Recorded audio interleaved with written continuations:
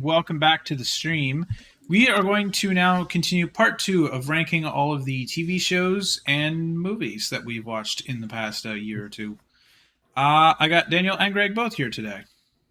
I I don't certainly believe hope you have us here. What are you doing if you don't have us here? Suffering and Star Rail to the bug. All right. Yeah, but yeah, chat. So we are gonna try and not make it 4 hours again.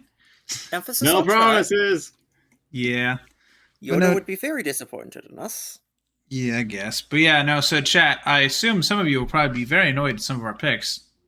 And if you feel free to be annoyed by them, leave it in the comments section on YouTube and tell me how much I suck at ranking when watching shows. They sure would be annoyed by it if we had any viewers, but Yes, exactly. It's all good. anyway. But yeah, so we're going to start off right away now. The first thing up is Monty Python and the Holy Grail. I believe this was Greg's pick. Yep. Yes. So I have seen never this. watched it. The other two had. Yes. It was my brother's favorite movie when we were growing up. Well, I guess as the one who's the odd one out, I'll start. I thought it was okay. Though I will note, and I'm sure I've made at least one or two references to this before, but it's very only humor focused, and while it's certainly not a bad thing, it doesn't really add anything in and of itself to being watched. Like, you could more or less just watch the funny parts of the movie on the internet and lose nothing. So I don't disagree with that. Like, comparative to like a more complete piece that's trying to both be funny and humorous, it kind of fails in that regard, at least for me. Do you think it's too focused on humor and not enough on actually telling you the story it's trying to tell? Well, I mean, that's the kind of the problem, is that I don't think it's trying to tell you an actual story. It's just trying to tell you a funny rendition of King Arthur, which, I mean, is not a problem, but it's also not really worth watching as a movie in that regard. It's more like a bunch of comedy skits.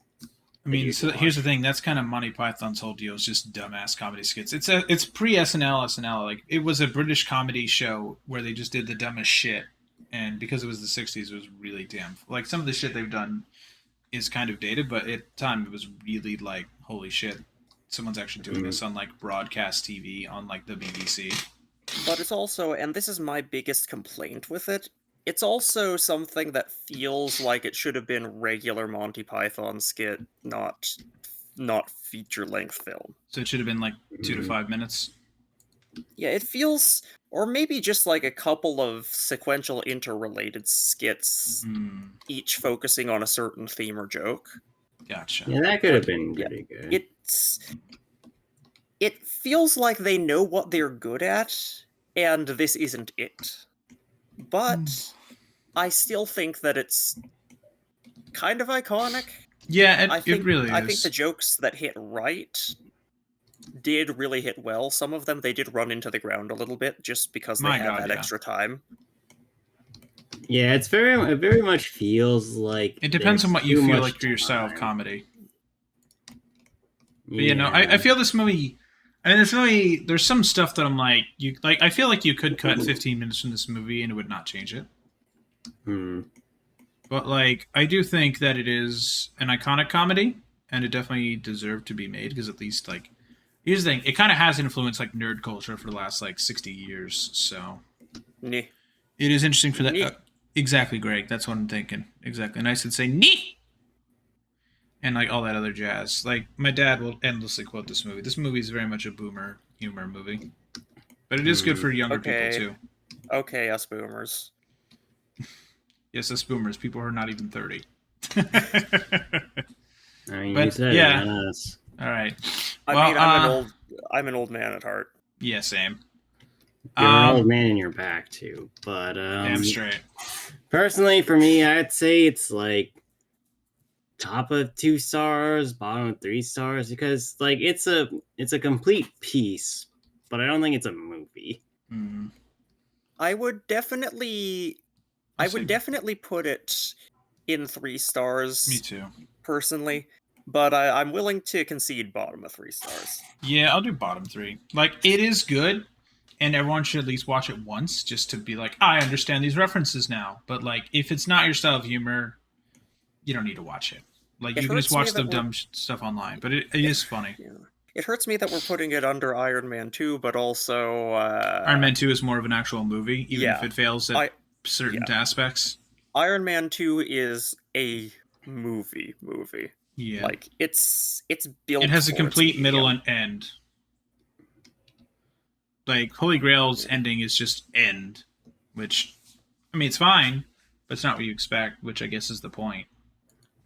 I mean, But do we subversion really for the count point that, of though? subversion isn't necessarily good, just The because Star Wars sequels be like,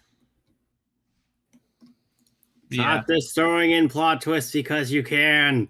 exactly. But yeah, so now that we've rated at 3, up next is My Neighbor Totoro. So this was Dennis's pick, but Yes. it would have also been mine had we not done Ghibli. Month, yes. Or Ghibli month TM. So that one was more or less. It's kind of like the same thing as Digimon in a way, or not Jesus. Digimon, but Kiki, where it was mostly just short vignettes connected by the main character. And actually, Totoro only showed up like thrice, didn't it? I think so, yeah. It was not there technically that often.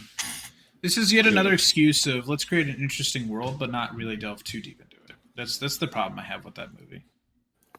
Yeah. Like, that's a problem with Ghibli's- a lot of Ghibli stuff. Yeah. It looks gorgeous, but there's not much depth. Yeah, I'm kind of the same opinion. Just like there's a lot of cool stuff in the movie, and like the screen work and all that, definitely high level. But there's just not really any.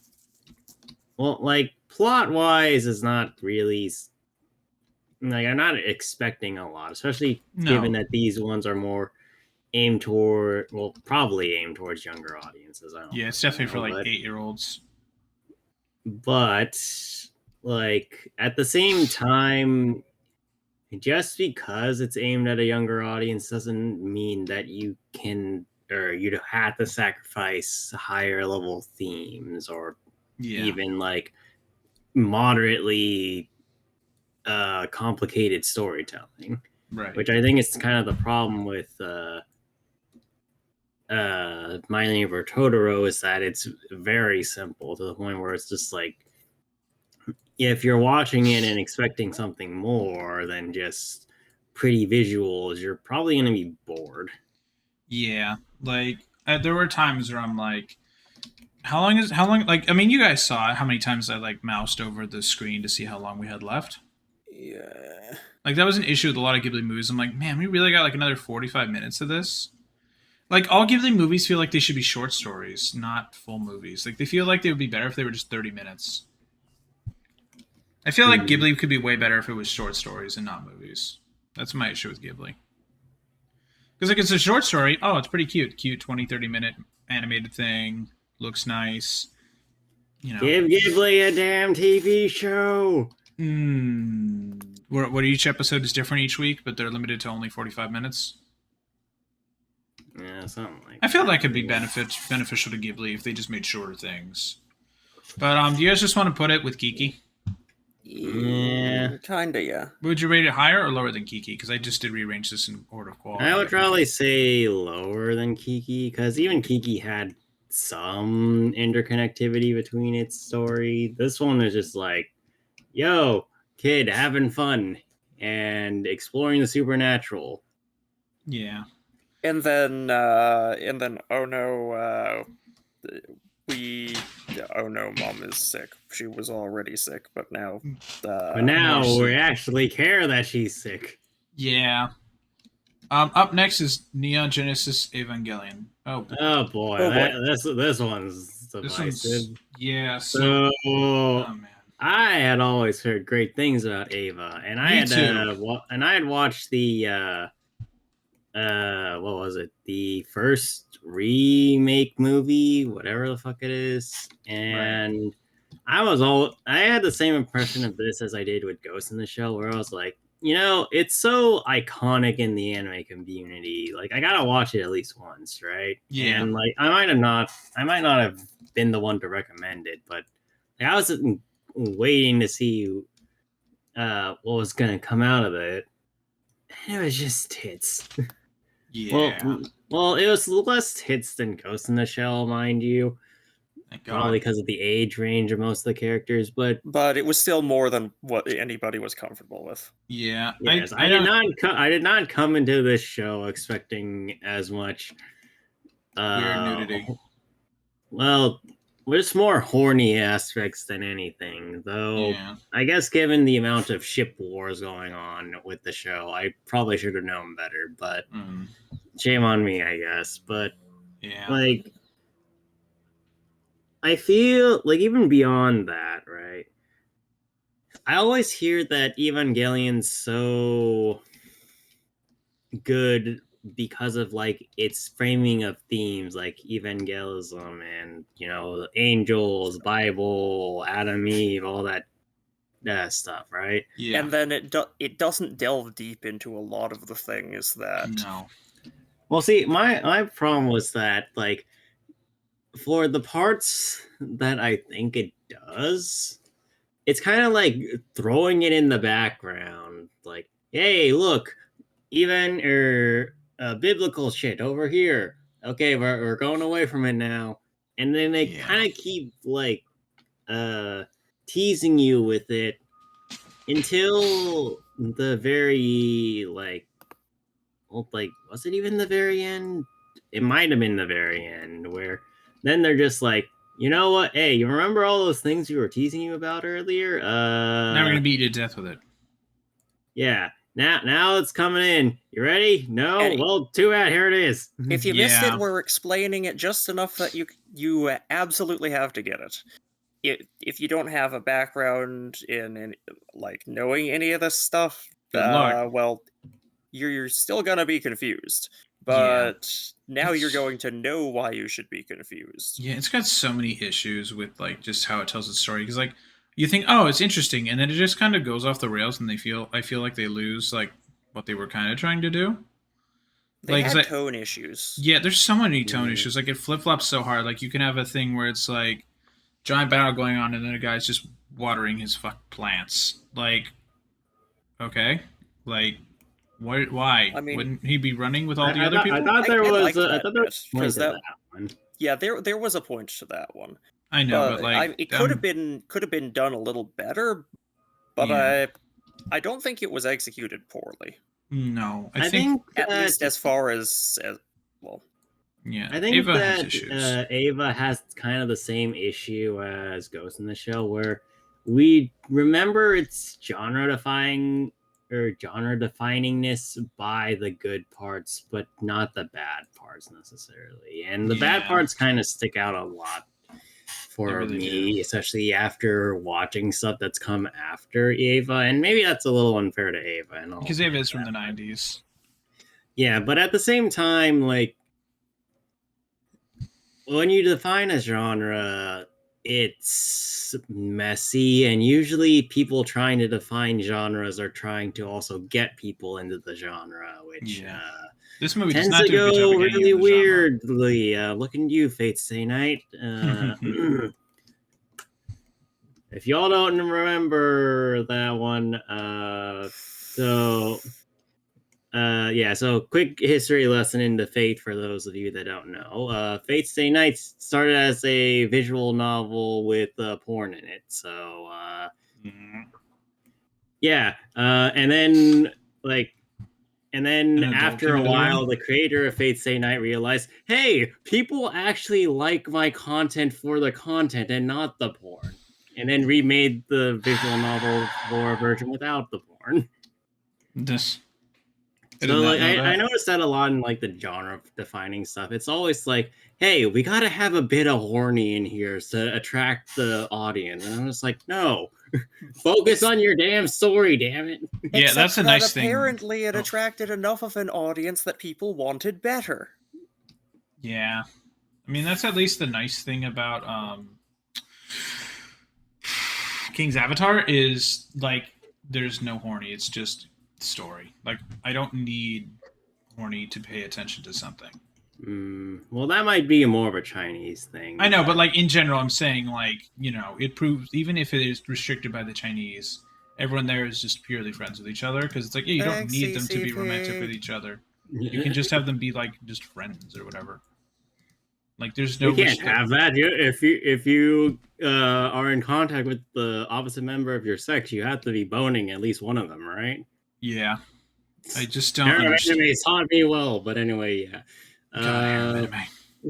Back to the point, though. Like, I think that the Rebirth movie, was it Rebirth or was it just Rebuild? Yeah, Rebuild. Thank you. The Rebuild movies, I think, cut down a lot on those, and we Yes. might watch those in the future. So we'll see how that goes. But Ava, in and of itself, I would say is like mid 2 stars, probably under Life After People. It's above Death Note then. Yes. Okay, I'll put it there. That's, I might not like the horny, but at least it wasn't whatever the fuck Death Note season 2 was. yeah, that's fair. Greg, would you agree with that? Or I honestly have trouble with this one because of all those fond memories in which I completely repressed the whole Right. yeah. So objectively I think this is right. I just don't like it. Okay. Well, here comes the thing we could bash. Oban Star Racers. See, here's the thing. Well, so God. firstly, Dennis recommended Oban. Yeah. I hate Oban not because of what it is, but what it could have been. Yeah. And I said as much after we watched it, or rather you guys finished it and I had dropped it the week before. But like I basically had a brain blast in which I rewrote the entirety of like most of the show. Right. And it flowed better, and I brought it up with like everybody else I was watching, and everybody seemed to think that it flowed a little better because like certain characters weren't just removed from the content. It focused more on like the interplay between the races and building more strong bonds and introducing characters and stuff.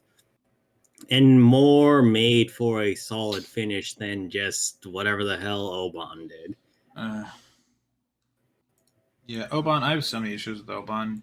Like, I was like, maybe it'll get better, and it just never got better. Like, it is, I think, the first show I gave a 0 to. Because, like, I just was, like, constantly, like, okay, they have a good bait. All right, well, it's not so great. Maybe it'll be okay. Maybe it'll get better in the second season. It did not. It got worse in the second season because it just was like, hey, here's an interesting character. Well, they're just out of the story now. Why? They could also do this other thing. Nope, out of the story. Like, you could use the characters for something. Obviously, they can't do what they were originally doing due to whatever's going on, but, like, they just don't. Like, I think it's a lot of this kind of preconceived notion, and this was especially bad back in the day where, like, characters are kind of made to be thrown away. You don't have a lot of long-lasting characters because then people have to remember the long-lasting characters, and that's not a problem when you have like, I don't know, 10 main characters and 5 side characters. But when you get to like we had 5 characters. Well, you had the 5 main ones and then all the other racers that keep getting introduced. And when you start adding up the numbers of the other racers, that starts getting to like 20, 30s. And given that most of them only show up for like once or twice mostly canon in the series, then it's like, if we keep bringing them back, then the assumption is that people will have forgotten about some of the other ones, so then we need to reestablish who they are, and it becomes a mess, honestly. Or at least that's what I think a lot of people assume is what happens. Yeah. I have so many issues with it. I just. What about you, Greg? What do you think? You've been a little quiet. I just think that. Oh man,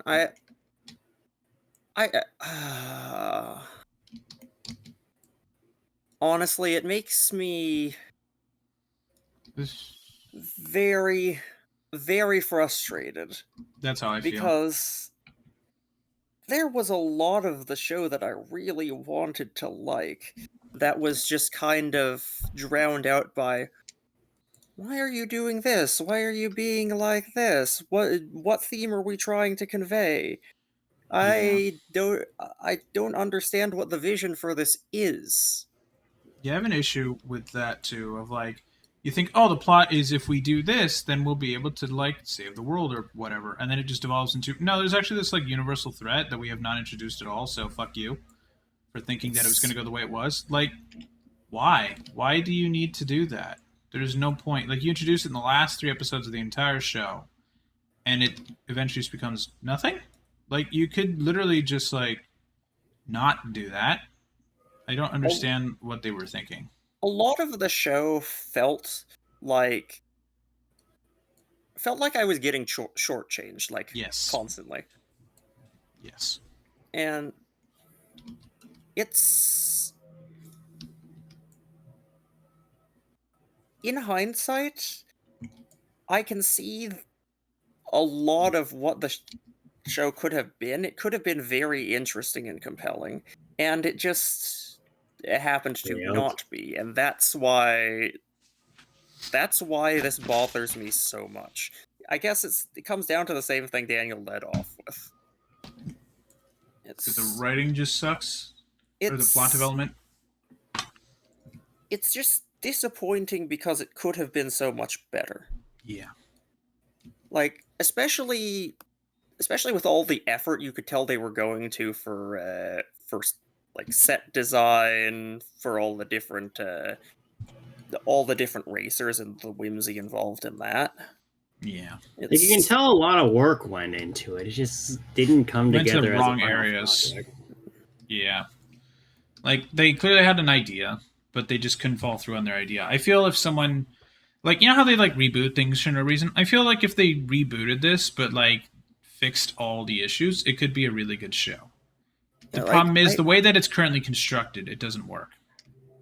The more I think about it, the more I feel like I'm being harsher on this than it deserves, because I wanted to like it, because it had potential.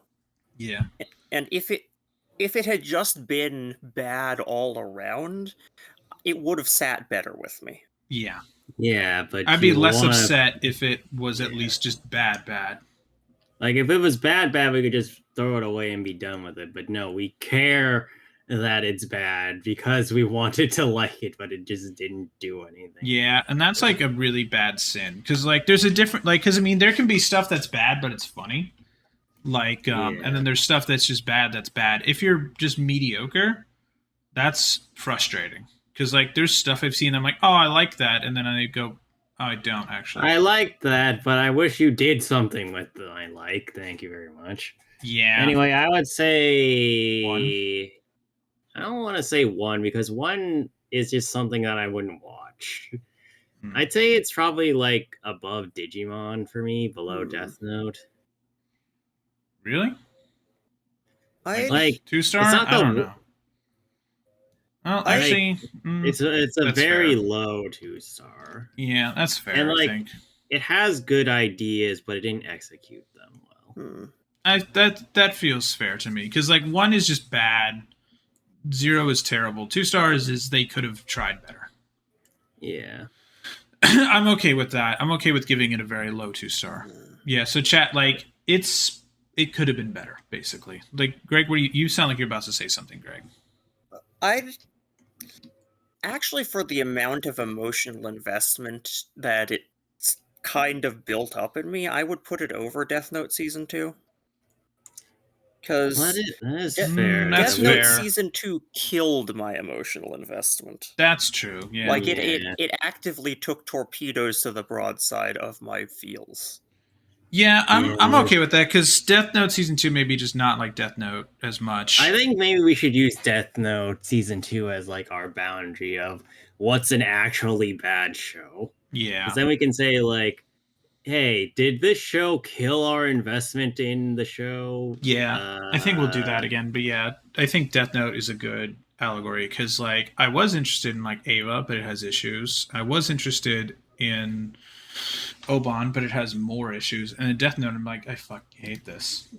Why did you make this? Please just pretend season 2 doesn't exist. Yeah. Just I mean, yeah. I think it was good for us to watch it, but at the same time, it felt like a waste of time to watch it. That's me with Oban as well. But yeah. I feel this is a good placement then. Yeah. Below Ava, but above Death Note. Up next is season 1 of One Punch Man, and I can tell it's season 1 Okay. because it has the better art style. Yes. Yay. Wait, no, that's season 2. Season Is 1's it? the other one. Really? I don't. Yeah. Because I can see Garo in the left one. Oh yeah. Okay then. Damn. Yay! They bait Good you job. with the, whatever. But yeah, Death Note Anyway. season 1. One Punch Man. Man season 1. That is some good shit. If It's you some have- good shit. Yeah. One Death Man. I think that it's Accurate. a little gratuitous in its violence, not so much to the point of being Castlevania. Yeah. Let's not kid ourselves there, but it's a little messy sometimes. So if you're like exceptionally squeamish, Don't probably bother. don't watch. But Yeah. if you're an action fan and can handle the like A bit of fast violence. movements and stuff, Yeah. it's really well done. But like I will rate this very highly, like probably upper 4 stars. I'd put it above. Castle in the Sky, but below Death Note. I personally put it after Inception because it's not a very compelling story, but what it has is really good. But That's I fair. do want to add something that Go ahead. I think that the show's fame, I guess, or like well designedness, whilst it made for a good experience and brought a lot of people into the fandom, I don't think it was very healthy for the show as a whole. Because Weight of expectations. yeah, like everybody expected One Punch Man to be this super flashy thing.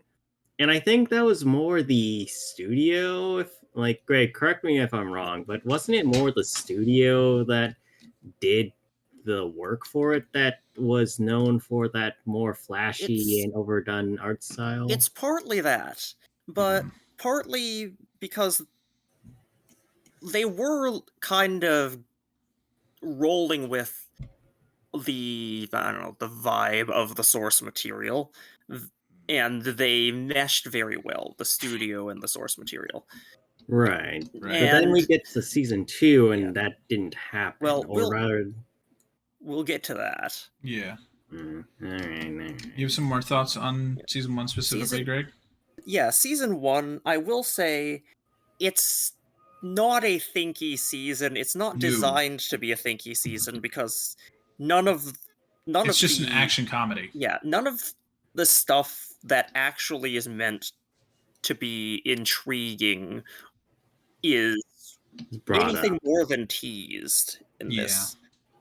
But Yeah. you also have to consider that, unlike other shows where we've had the same issue but complained about it, that One Punch Man season 1 keeps you focused on the action, so you don't really get the chance to think about all the plot problems. Yeah. Like One Punch Man season 1's plot is like dumb, but it's it's supposed to be intentionally dumb. so. It's like the show knows what it is. It knows it's supposed to be just a dumb, stupid comedy parodying superhero stuff. 'Cause, And the like, studio leaned into it hard. yeah, no, the studio like that designed it. God, I hate that they ripped season 2 away from them. That sucks because clearly they wanted to go in a different direction and it didn't work out. 'Cause People don't like season 2 in general.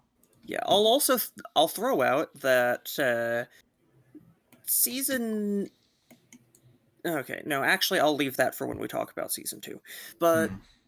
so one thing I really like about season 1 is they have the action, the fast-paced, like really, really crisp, clean action sequences. Oh yeah. Aside from a couple of frames that but Yeah. they put a lot of attention into like even the little moments. It's how they worked in a lot of bits of like comedy and personality. Yeah. Like one of my favorite bits is when Genos and Saitama are sparring, Oh and yeah. Saitama just lands, and he kind of botches the landing, flails a little bit before he gets into like a dynamic landing pose, and this never gets called out or anything. Genos isn't paying attention even, but it's just something that happens within the flow of the scene. Yeah. It's funny, but it doesn't interrupt. And this, I think, is emblematic of how this season really handled itself and how it kind of integrated everything together into a continuous experience. Right. Mm, So then we want to put it between March of the Dinosaurs and Inception then? I hmm. Because I know Daniel wants to. Honestly, I think it was very good. honestly, I liked it more than I liked Inception. Mm. I don't know if it was superior to Inception, but I liked it more. So I heard before Castle in the Sky, before March of the Dinosaurs, and before Inception. So what's the middle ground between those three? Before Inception. Yeah. I feel that's fair. These two Okay. could be swapped depending on what your opinion is no. of each product. We could put that. Honestly, I wouldn't actually argue that it's better than Inception. Thinking about it, I would just argue that it fits my tastes more. Gotcha, yeah, because it's a That's more dumb action comedy thing. Yeah, Yeah. and also, well, I think it had a better idea of what it was than Inception, at least based on the marketing versus what we actually got. Right. But that doesn't mean that Inception was like Bad. Yeah. Inception wasn't lacking anything. I think it just got my expectations in a different direction based on the Gotcha. trailers I saw. Gotcha. One sec, I gotta get something from my door. Muting. Cool. But feel free to start Thank talking you. about season 2. Okay. Okay, season 2. Hoo boy. Oh my God, man, why did you scroll down? So So barring anything about the animation, right? Because we all know that everybody loves shit talking the animation, how it's lower quality and yada yada yada. Like story wise, I don't think they present things as well. And I'm not sure how much of that is the story arc's fault and how much of it is the story writer's fault. Because whilst I think the writers did a good job and like translating it via anime and stuff, the flow of things doesn't feel right. And it's kind of the same thing I have with Arknights, where nothing is out of place per se, but it doesn't feel like this is how it's supposed to be going. There's something about the presentation about it that's lacking to at least me in particular. So Yeah. what's your opinion on that? I'm going to weigh in with a comparison to the source material, because if you look at the manga or the webcomic, one thing you'll notice pretty quickly is chapters are shorter than episodes. Chapters are a lot shorter than episodes. And you can have a chapter or two focused on one thing, and then you wait for another chapter, and the next chapter is focused on something else, and the transition point feels a lot more natural. the episodes, they're torn between either jumping back and forth within an episode or forcing an episode to stay focused on something longer than it really should have been. And they didn't find a way to split the difference. They didn't find a middle ground where they could find sensible transition-y bits but still have enough chunk of episode dedicated to something that it feels like you're immersed in a continuous bit of experience. So we basically got the worst of both worlds. Hmm. So it runs into the common adaptation issue of like Yeah. trying to over animate things.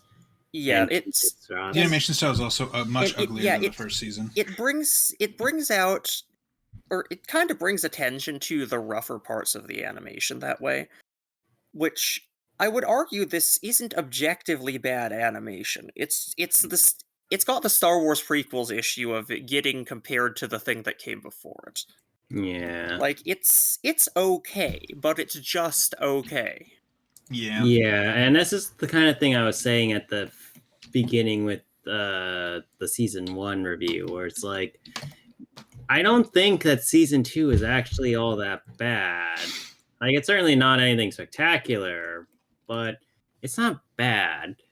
The problem is that it's terrible compared to season 1, and that's why I think Damn season straight. 1 was a kind of unhealthy comparison. Even if like we think that's really cool, it's not healthy for the rest of the show in the case they don't get the same studio back.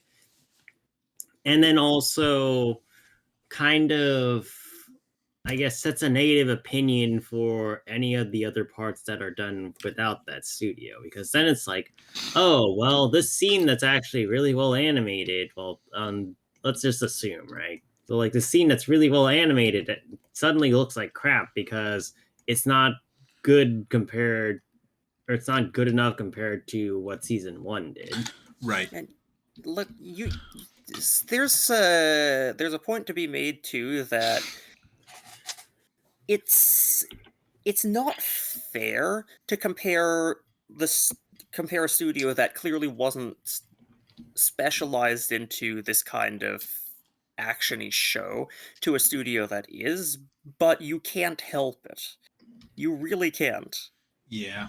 It's I also do feel that we're too harsh on this for another reason, which is the quality of animation in season 2 was actually remarkably consistent. I feel it wasn't consistently amazing, but it was like, I didn't notice as many of those weird tween frames where it looks like they're slipping into a lower level of art just because they've animated so many frames and drawn them so meticulously that there's a couple that are wonky, because compared to the rest of the frames, even the keyframes, nothing really gets the wonk stick. Hmm. That's fair. I mean, it is hard to compare it when it's literally the same show. Like, if it was a different show, I'd be like, oh, well, it's a different show. You know, like, the problem is it's the same, technically, TV show. Yeah, it's a different studio making it, but it's continuing the plot lines. That's the issue I'm facing with it. I don't know, but, like, to continue, like, I don't know, I guess to move from the animation itself, I think the story in season 2, they tried to do more of a story, but it's somewhat weak. Yeah, no, this is the bit where basically we start getting interesting things happen that aren't just action. But for a show that runs primarily on the action and comedy bits, it takes a bit of finesse to start getting background plot happening without it Yeah. breaking the flow. There was not that finesse. Nope. There really wasn't. Nope. Yeah, it's definitely a problem that they don't know how to balance it out with goofy, dumb, fun action. And this is my backstory, and this is why I'm depressed and I became a villain. It's like, okay, Also, Also, like that ending makes no sense of season 2. Yeah. Like it's really confusing. Comes kind of out and of nowhere. it's a very bad place to end a season. Yes. It kind of Espe- goes off the rails. Especially since it goes off the rails right before all of the things that I actually like about this story arc, and then they stop. Oof. Which I would like to say means that season 3 is probably going to be better, but We'll see, right? Anyway, Is it even coming out anytime soon, or is it one of those anime things where it's coming in like 2028? unknown. I haven't heard anything in a while. You can use some quick googling, but I mean, Daniel, what about you? Like the story? I mean, I've said my piece while you were out. Gotcha. Like, it has a problem that's common with adaptation stuff where it focuses. It focuses on reactions and getting to key moments in the source material without really considering what it means to like use the animated medium to tell the story the manga does. Because Right. I know you don't read a lot of manga, No. but there's an entire style to being able to tell a story without having a single moving part, right? Right. Like there's a reason why manga is so popular is because it can do that. And anime tends to fall into the trap very often where people try to mimic the keyframes or the frames that, are vastly important or look really cool without really taking into consideration properly animating it to make sense. They just kind of go for the big moments. So people are like, Yeah. hey, I recognize that scene. So it's Versus the member berries wow, from South Park. maybe. I don't know. I'll share what that is later. I remember that from So 2016. internet shows speculation and things, Oh, but What is for the current most speculation? part, people are saying, I think it's going to come out in 2024. Well, okay. All right, then. So like another I think. sometime in the next year, then. Yeah. Okay. I think therefore Yeah. So it's coming it's coming when it's done. It's coming sometime. Yeah. DM. Anyway, I say season 2 so we can get back on track. Probably Arknights. I don't want to say it's that bad. At least the story was consistent and the animation was consistent. Arknights is just ugh. I would actually say it's above JoJo, so like top of 2-star. That's fair. Like nothing about it is inherently bad. It's just like It's a not as lot of good. mediocre parts. Yeah, the mediocre stuff holds it down.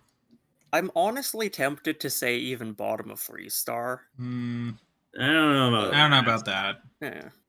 Fair. Yeah, and it sucks because season 1 has 4 stars and season 2 is just a downgrade. Maybe season 3 will recover because I've seen season that. 3 will just be flat in the middle and we'll or maybe season 3 will be even worse to the point where like, give us back season 2, please. They just do Food Wars. Punch Wars. Wait. Isn't that just what goes on in that every episode? But yeah, no. Up next is the Persona 4 anime. This was another Dennis pick, I believe. This one was really good in my opinion. Yes, I quite enjoyed this. This was really good. As someone who has played Persona 4 and has only ever played the first like 6 to 10 hours of Persona 5, I feel the Persona 4 stuff is really good. And that 6 to 10 hours of mat speed. Yeah. That's not speedrunning. That's me trying in my best. That's speed. And actually reading things. Sonic speed when you have the slow-mo thing in Smash Bros. Exactly. The clock. Anyway. Yeah. It's a good show. It's a very good show. Yeah, from what I understand, it tells the story of Persona 4 like very well. Nothing's particularly bad about the animation, though sometimes it's a bit stilted during the fight scenes. Yeah. I think it covers a lot of information as well, like a lot of extra content, while it's not feeling too what's the word? Like overdone for the pacing. So like it doesn't hurt the pacing. Finds a way it finds a way to incorporate everything without much issue. If there was Agreed. one thing I would probably complain about, it That was weird last bonus episode. Well, yes, I hate the last episode with a passion for various reasons, but I was actually more thinking like the kind of little card blurb they have at like the beginning of each episode where it's like, "Hey, you got this card. You got this card." I don't feel like they needed that necessarily. Like, no, it feels like it's part of the game. Well, yeah, it's most definitely part of the game, but given that you don't really do anything with it aside from like the main cast getting like, "Oh yeah, you got this card. Welcome to the team." It basically it's meant to be a symbolic representation of how we've weaponized the power of friendship, but it sure don't feel like it. You still don't need it in like an anime, in like a television medium. Like it makes sense in a game because it's like, hey, welcome to the new level or whatever. Like collectible. Exactly, it's another thing you can get in the game, but like in the show, you do not need it. Completionist box. Yeah, I don't feel you need it in a televised medium. In a game medium, it works fine because it's like you got the thing, check it out. You got mail. Yeah, exactly. But like in this medium, where you don't need it. You don't need it. Yeah, it's not a game. It's something you're not actively participating in. You're just watching it go on. Like I said, we need to stop incorporating literally everything into adaptations. It's fine to leave some things out if people have some idea of what's supposed to be going on here. If somebody gets a power-up and they say the power-up, we don't need another introduction to the power-up. Yeah. Like someone's like, look at my power. And it's like, cool. And then next up it's like, you got this power. I'm like, I don't give a shit. I already know that. Yeah. It's not a good show to binge. You should definitely watch, like, I don't know. If you binge it, you notice more issues, but I think... I mean, overall, it's not the worst. Bad. No, it's not bad, but like you do notice slightly more issues if you're just watching it back to back. Yeah, but overall, I do think it was a very good show. Yeah, I'd say middle 3 stars, probably over Alien Planet, maybe even over Howl's. I put it over Howl's. I definitely put it over Howl's. Yeah, would you put it above Howl's Fate? Moving Castle is something I very much enjoy. I don't know if I'd put it over Fate. That's fair. I feel this is a good spot. It's definitely good. Like if you either played the game or you just want to watch Persona instead of, well, you should still play the game since it's on. It's on everything now. But if you didn't want to play the game for some reason, no, it's still like a good show. You don't need to have played the game to understand it. It's not Advent Children. You can actually just enjoy the show as a show. Obviously, there's weird, dumb, goofy stuff because it's based off a video game, but you don't have to worry about that. You don't need to have played it. And also the dialogue options that the show picks they're really good options. They're probably the ones I would pick every time. Same. Yeah, they pick the funny options, which is good. That. I appreciate they went more for a comedic route at times. Though it is serious when it needs to be. It is very serious when it needs to be. Yeah, it does not sacrifice itself for comedy. They don't undercut it. Some shows do. Yeah, they don't deliberately undercut it. They undercut it like once or twice, but that's just because like it makes sense to do that. Mm-hmm. They don't just make a joke because they feel they can make a joke. For the most part, it is balanced. Yes. There is like one weird bonus episode. You can skip that. You don't need to watch that. That one's completely inconsequential to the story. It's just there because they needed something from Golden, I guess. Well, I thought but it was also made years later. I thought it was because like it technically wraps up a plot point, but the plot point was kind of pointless anyway. Yeah, you don't really need to bother with that. You can skip that episode. It's all good. But other than that, it is a very, very good show, and you will have definitely a good time watching it. Bring friends, because it's a good show to watch with friends as well. Up next is the first official Pokemon movie. Yay! Way so this was back in the day. This was my choice. Yes. We have been steadily watching every Pokemon movie. We've watched 2. Well, I mean, like, we've watched 2 of them. We're getting there, all right? We're very slow at this. But, personally, I think the first movie well, it's experimental. It's firstly just throw that out there, right? Like, Yeah. this is the first Pokemon movie ever, right? And they were more or less trying to figure out what they would do and how to present like these new super strong Pokemon while also making a story and making it matter. And I having a think higher for budget. Pokemon standards, they do a really good job of making you really think about what it means to be like really less than alive anyone or else. like in existence, and Yeah. also like what it means to, I guess, like Be a what's Pokemon? true. Well, not just a Pokemon, but also like what do you want to do with what you have, I guess. Right. But The right I way will to note it does it in experience its life. own Pokemon way, so there are problems with that in and of itself. Yes. Yes, for I'm something sure- that's opinionated on how to have some kind of authentic existence. All of the lessons we've learned sure are easily forgotten, huh? Yeah. Because they can't well, be fit into the main continuity. there's a hilarious part about that, or I think this is the only movie that has anime continuity, ironically enough, but nobody remembers it either, so it just kind of happens. But I mean, it's We the don't Pokemon talk anime. about It it. resets consistently. yeah. But back to the point. I do think that as a Pokemon fan, I deeply enjoy the movie. As an general anime, though, it definitely okay. falls into the kind of like original Digimon tropes. Yeah. Not as hard, I will. It's better than admit. Digimon. It's better, but not by much. A lot No. of the movie is just kind of spent showing off Pokemon and then watching the new Pokemon get their ass handed by the super Pokemon. Thanks, Mewtwo. Which, I mean, to be fair, is kind of how most kids probably felt when they met Mewtwo for the first time.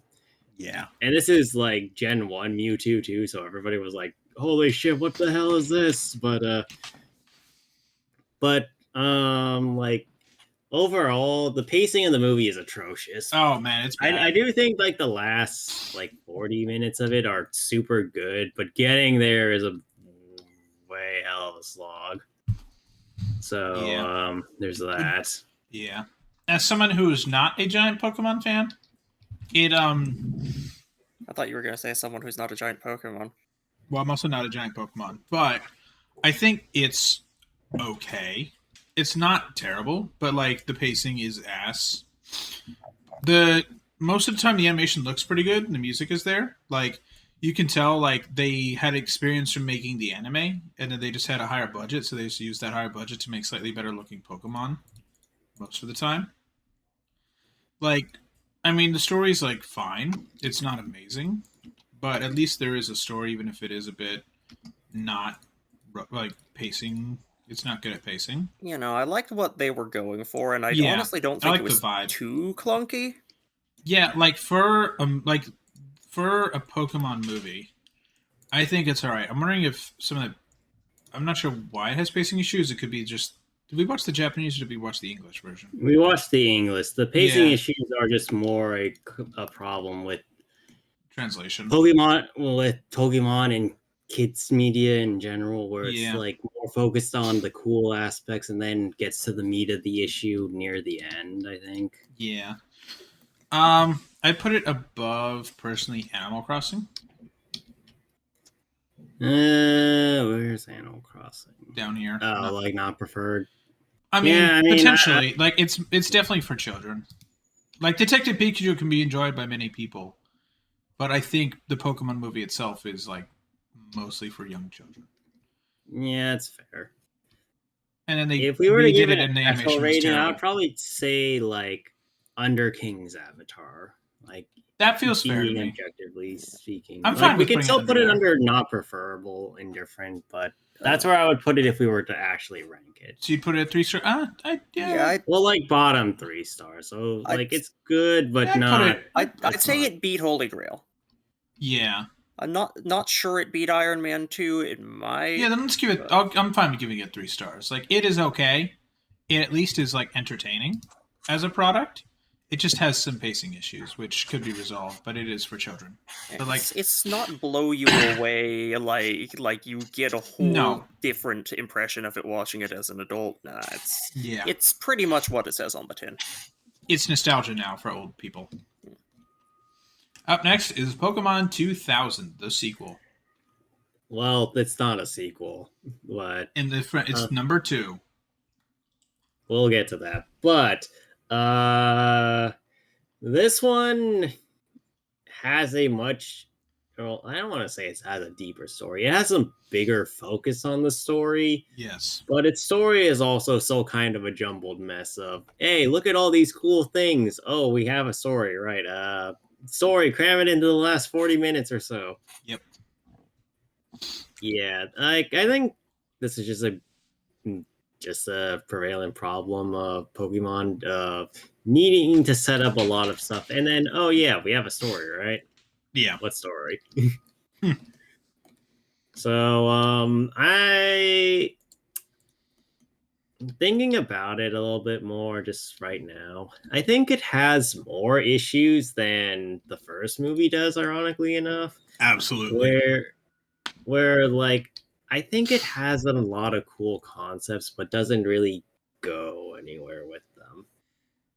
Like, oh, the legendary birds are camping out over here. Why are they over here? Because why is this crazy guy that's apparently a billionaire off of a single Pokemon trading card trying to catch them?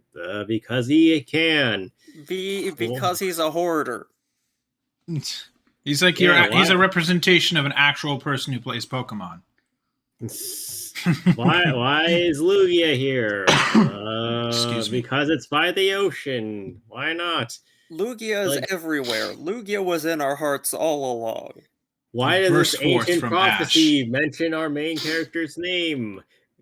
Because it does. Because it's a common name. Because it's Pokemon. It's actually hilarious because I'm pretty sure it doesn't work like that in the Japanese, since his name's Satoshi instead of Ash. Yeah, that's kind of hilarious now that I think about it. But he is specifically he's the inventor of Bitcoin. But like it has more heroicness, but I don't think it has a deeper meaning like the first movie did. It's just Ash is the hero that will save the day. Yes. And then legendary Pokemon happen. Which, now that I think about it, this is like the only movie for a good while. I think it's until the Hoenn region where they have this problem again, because the Johto region movies all have at least some kind of deeper plot to them, kind of like the first movie, whereas this one is just all look at all these new Pokemon. Yeah, exactly. Yeah, which I think is a problem there. Yeah, so where would you put it? I don't know. I think as an objective rating of just trying to watch this, I would actually put it below Arknights. Like, I don't think it's a good casual movie for non-Pokemon. Yeah, if you're a Pokemon fan, then probably give it a watch. But if you don't watch the Pokemon anime or aren't a Pokemon fan, yeah, it's you need to already be a fan of this franchise. You need to be a fan that's more than just, I bought the Pokemon game because I got the new Pokemon game. You need to be into Pokemon. Yeah, like you need to. Yeah, that is true. Yeah, if you have a child, it's good for children because obviously it's designed for children. But like, if you are an adult, if you're an adult just looking, you probably have nostalgia. Yeah, if you're an adult looking to kill some time, watch something else. Just watch Detective Pikachu. Yes. Now, on up next is Prehistoric Park. Prehistoric Park is so. I've never seen it, so I think that this thing is unironically has comedic stuff to it. Because it's like, we got to go. So, like, the plot, for anyone who doesn't know, is basically they're trying to make a theme park where they save certain dinosaurs from extinction in the past using time travel, but it actually goes correct and is more of a documentary style. It's not really like Jurassic Park where it's a horror movie in the end. But like the funny thing about it is like they always pick the worst time to get the animals. They're like, oh, the meteor's coming to kill the dinosaurs. Better grab a T-Rex in the last few minutes. It's like you could just go back a little further. You know, you could go back another like 6 months. You'll have plenty of time to try and figure out. It's like, nope. Gotta get the last one. Gotta get it.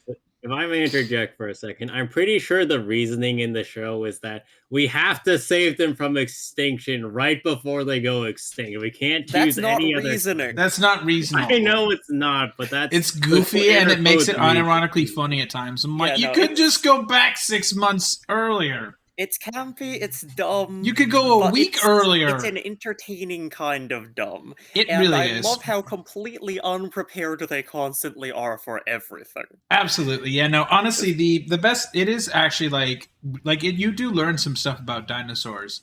But as like just a show on entertainment value, it is kind of funny that they go for a more usually comedic aspect at times of like, the dinosaurs are, what are we doing here? Don't know. Oh, the dinosaurs don't like each other. Well, shit, we kind of got to make a plan to get them into a different pen. How do we do it? I don't know. It'll run around for a while until we figure out how to effectively force it into the new pen. Like, it's very funny. The carnivore's running around? Fuck. No, this is a problem. Yeah, like, instead of turning into Jurassic Park, it's more of like a comedy of, oops, our bad, shit. Oh, well. It's like if Jurassic Park met Seinfeld. It really is Seinfeld Jurassic Park. It's like a show about nothing, but there's cool dinosaurs involved. And there's British people. They're also very British. Jurassic Park meets Seinfeld meets a little bit of Doctor Who. That's a good representation. Old Doctor Who specifically. Oh man. Oh boy. But no, it is like goofy, and it's kind of fun when it's goofy because it's like this is stupid, but you're still like having fun with it. Yeah. Like you do learn about the dinosaurs and the other beasts that they rescue. Like you do learn about it, but it is also just. What? Kitty. What cat? The saber-tooth? Yes, pointy kitty. Oh yeah, true. But no, but in general, it is very funny sometimes the aspects that they go for. I'm like, okay. Like the fact that they just literally pick the end of the world each time for the animals is hilarious. Like they rescue the mammoth from like Native American hunters, and I'm like, okay, you could have just gone back a bit further and gotten more than one. They even go back and see multiple mammoths, and it's like, why are we getting these mammoths? Because these are the ones that are in the spot where the plot tells us to go. Exactly. It's very goofy, but you do actually learn a bit of stuff. Like it's in that era of like we can be goofy, but you'll still learn. There's so much about it that I would normally complain about, but I was just enjoying myself having a good time. Yeah. I watched this before with Daniel, and it was still, like, the second watch through was still a positive experience, because none of the things that I usually really nitpick about had a major impact on the show as a viewing experience, as something meeting my eyeballs. I just Googled and tried to find a release date. Why is the top third result Prehistoric Park fan fiction? Why is that a Google search suggestion? I don't know. I mean, it's in my search history. God damn it! But no, yeah, it came out. This show, yeah. So chat, this show came out in 2006/2007. Yeah. No, it's Animal Planet in the U.S. in 2006. So yeah, it's a 2006 era show, and it's very much a mid 2000s show. Like the CG also usually looks all right for what it is. Like except the when CG, we're talking about the T-Rex, what the fuck is that? Yeah, the T-Rex looks like ass, which is hilarious because everyone knows what the T-Rex looks like because of Jurassic Park. But like, it is actually like they don't look like ass compared to other dinosaur shows where you're like, what did you make? There are far worse that we haven't watched, and I'm not exposing you to. Yeah, but chat, like it's all right. It's pretty good. It's just it has a few minor things, but like if you're looking for something where you'll learn but also be like, this is goofy and dumb, like it's a good show for that. Good luck trying to find it on the internet. Yeah, it's an old show from Discovery, and Discovery's like, hi, you have chosen to watch Discovery. Would you like 8 seasons of House Hunters instead? God. If only House Hunters could be people hunting down rogue houses that have... That was a Rick and Morty joke. That's a literal Rick and Morty joke. Nice. That would House be, hunters. They they literally take a shotgun to a house. Yeah, I would honestly watch 8 seasons of. I would just too. That feels hunting like down buildings. I don't know why someone hasn't made a parody on YouTube of that. You'd expect someone to have done that already years ago. Like, why did it take Rick and Morty to show me that? The funny thing is that was good Rick and Morty back then, because Rick and Morty now sucks. But back to Prehistoric Park. Where would you guys put it? I'd put it probably above House Moving Castle. So mid 3 stars. Around Persona? Like it's not great, especially if you're looking for a documentary. But if you're looking for something just to watch, it's it's a good time if you just want to find something kind of goofy, but also learn stuff. It's pretty. If you got time to kill, go download it from somewhere on the internet, like that, or you might be able to find it like at your local library. So go try and find it at like a library near you, because they might have the DVDs of it still. Please support libraries, folks. Yes, or just do the other thing, which is find it another way on the internet. So good luck with that. We're not telling you. We're not telling you where to find it, but you can find it on the internet because everything is on the internet. Yeah, go sniff. Go get a sniffer from Minecraft to find it for you. Just make sure you find a copy that's moving, because you're a T-Rex. You can't see if it stands still. Yeah. And then on the other end of the documentary spectrum, talking about if you're looking for a real documentary. Yeah, yes. Now if you're Prehistoric looking for Planet an is actual so good. prehistoric documentary, Prehistoric Planet is My fucking great. God. Thank you, Apple, for spending money on this. This is where my iPhone money has gone. I appreciate my iPhone money going here. Worth. Yes, this is what documentaries should be. Yes. Like, this has raised the bar of dinosaur documentaries back to like the ye old prestiges of when they first were just raw information and David Attenborough. being animals. Yes. Also David Attenborough. That's also a bonus. That brings it up an entire half star for me. Yeah, that man is like ancient, but he's still like, look at this cool stuff, man. It's cool. Like, that man is like, This man is a legend. You can tell he's still very invested. Yeah, that man is 97 and he still is like, look at this cool animal, man. Like, I think he lives just to specifically narrate about animals. Like, he will only die when there are no more animals to narrate about. And now people have made AI of him, so now he can narrate your shit in like Genshin Impact, and it's hilarious. But I'm telling you, his spirit will live on forever. Absolutely, that man deserves. Is he a knight yet in the UK? He deserves to be a knight. I've heard him referred to as Sir David Attenborough. Nice, but I don't know if that's just people saying what the world should be. He received he's such a knight. He got a second knighthood. In 2022. He is Sir David Attenborough. Yeah. Sir David Attenborough. He received, so he was originally knighted by Queen Elizabeth II, 1985, and then was knighted in June 2022 as well. So the man is double knighted. You cannot beat that. You cannot beat a man who is 2 knights. That is amazing. He was knighted by both. Oh my god, that's cool. He is the king of knights. Yes. Damn. He's the king of the knights underneath the actual king. Like, he's the guy in charge. He's the general, basically, of all the knights. But anyway, back to the point. Yes. Like, Prehistoric Planet is narrated by a great narrator, David Attenborough. The music is done by a combination of fantastic artists, including Hans Zimmerman. Oh yeah, Hans Zimmer. And the music is it's just Zimmer. Gorgeous. It's just Zimmer. Zimmerman is the shotgun. And then, like the animal designs are the best. Accurate. They're not only accurate, but they are like fleshed out. They look like actual animals and not the weird creatures. Well, not even the weird creatures, but also like they look like they have freaking. They have bones and flesh, and they move like how you would think. The rigging is next level. It's such good rigging. The textures are. I'm still trying to figure out how they did it. sometimes it's hard to tell whether or not the thing you're looking at is actually alive. That's They how had ray tracing ridiculous. enabled. Yes, that's how ridiculous some of these like shots are. It's hard to tell whether or not some things are CG or not. Yeah. Like I it's loved the camera incredible. work. Yeah, some of the environments, I'm like, is this a legit environment or? Yeah, like it's amazing. If you have Apple TV, watch Or this. $6 or $10, Yeah, like- $10. Like you will do yourself a world of favors just picking this up and taking like a day or two to watch the entirety of it. Yeah, it's really good. I recommend everyone watch the show. Where are we putting it on the 5-star list?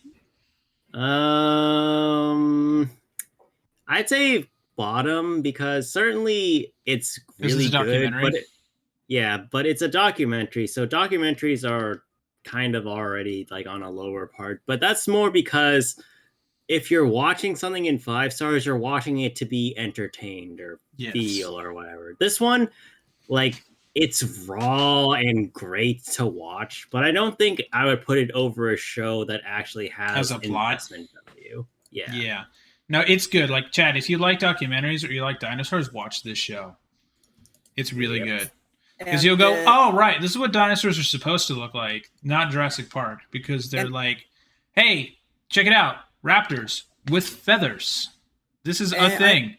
And it's I not like just, that oh, it they made didn't- them look like birds. No, they like look like how they would probably look in real life, or at least as and it close as they didn't could just get. laser focus on the dinosaurs either, because like dinosaurs are the thing that everybody gets hyped about for reasons. Because dinosaurs But are cool. like pterosaurs, ichthyosaurs, plesiosaurs, they have the whole Squad.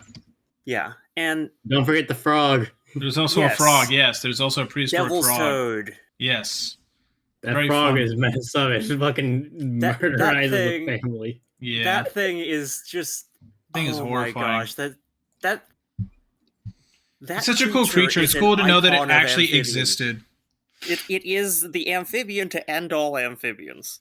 Yes. And it even gets its own little episode too. It really does, yeah. It's just a frog. You're like, I why is it want focusing one. on the frog? Oh, because it's a frog. It's a It crazy looking frog. rumbles. It Yeah. rumbles. It's amazing. I want one so much.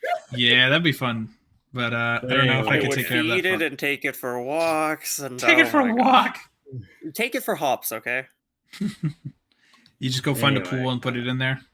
Yeah, so Yeah. Up next is Princess Mononoke. this one I really wanted to like, and it had a lot of potential. Let's not even kid Yes. ourselves. It had lots of potential, but it has the same problem, I think. All What was Ghibli it? stuff does. Upon rewatch, I had actually a lot of the same issues with it I had with Obon. Really? Yeah, like it had. Yeah, that's right. It's very similar to Obon, where there's a lot of potential, but they don't do anything with it. Right. Like they could have done a lot of work with making nature work with, or making humans work with nature. Nope. We're just gonna have the two problem children resolve the issue, and then That's it. That's more or less it. And then what was the resolution of these feelings between the two of them? Nope. Like I don't even think the two of them stay together, right? The girl just runs off, and then the guy's like, He goes home. well, I live here now, I guess. Fuck It's- my actual village and my curse. I guess I'm just gone. Yeah. I don't know. Like, makes you think, oh, he's got to go find a cure and come back. No, he just doesn't go back home. He's just like, I live with the future people now. I live with the coal miners.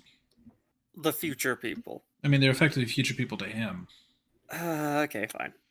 But, like, yeah, Princess Mononoke, it has potential, but it has issues. Like, in all Ghibli shit. Yeah, but this one, like, it felt like they were going somewhere with it, and then they didn't this time. Which, I Yeah. mean, like, to be fair, is a lot of Ghibli stuff, as you already said, but this time feels especially bad because they really did feel like they were trying to make a different point, and then they just failed to. Yeah.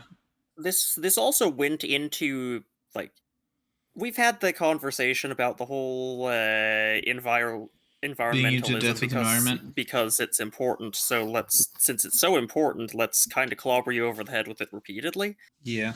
This fell into that face first, rolled a couple of times, and landed kind of awkward. But I mean, props for trying. You can also see where didn't Zelda stick the definitely stole a landing. bunch of shit for Breath of the Wild. My God, you really can see that. Which that's not a bad thing, but like it is definitely at least somewhat influential, at least in like Japanese media. Yeah, like it's visually appealing. The story is interesting, but as a whole, I would probably give it. Did you put it above Oban? Because I Well, would. yes, I would definitely put it above Oban. I would probably put it above. Ava? I don't know. I'm thinking like my brain wants to say above Holy Grail, but I don't think it's that. No, I'd put it right above One Punch Man Season 2. Yeah, that feels fair to me. Yeah. It's like So- all right, but I don't know, man. Yeah. Yeah. Once again, the Ghibli movie focusing on the wrong aspects. Now, next one is one of my favorites and Princess kind of a Principal. sleeper hit. It really is a Yeah. sleeper. No, like I never hear people talking about this one, and I never even heard of it until Daniel told me about it. yeah. So, what Princess Principal is a show about a group of spies in like industrial era Britain, where Britain's basically become a superpower because of a rare new resource, but as a consequence of it, there's been like a revolution that got shafted where so basically Britain's got like magical flying rock powers. Yeah. Yes. And that's about it. That's different about the setting. And you just follow a bunch of like spies who are younger, well, not younger, but like probably They're older teenagers. mid to Mid-teenagers to late 20s. teenagers, and then there's Dorothy who's like 30 20. or something. I thought she's 20. She's. You don't ask a woman her age. No, but she's like in her like early-ish 20s, but she still looks like the rest of them. Well, Well, she's definitely well. An adult. what was it that Angie says at the first episode or second episode? Your classmates must be very kind. Yes. Oh yeah. But anyway, back to the point. Like, Good show, underrated. yeah, it's a good show. It's underrated. It's not spectacular. It's not like another Madoka Magica. No, it's not Madoka. But It's very to solid. say that it's not a fun watch is a lie. Like, Oh, yeah. it's a genuinely good time to watch if you're just looking for something. Fair warning, though, it is told out of order, which is a bit of a detriment.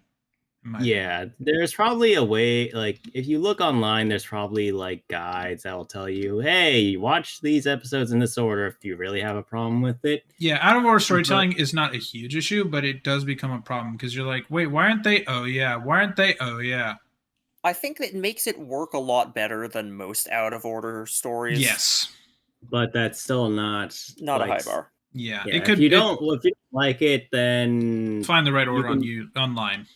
yeah, but it's also not as much of an issue. No. And I do think that the story really does sell itself well for what it's trying to do.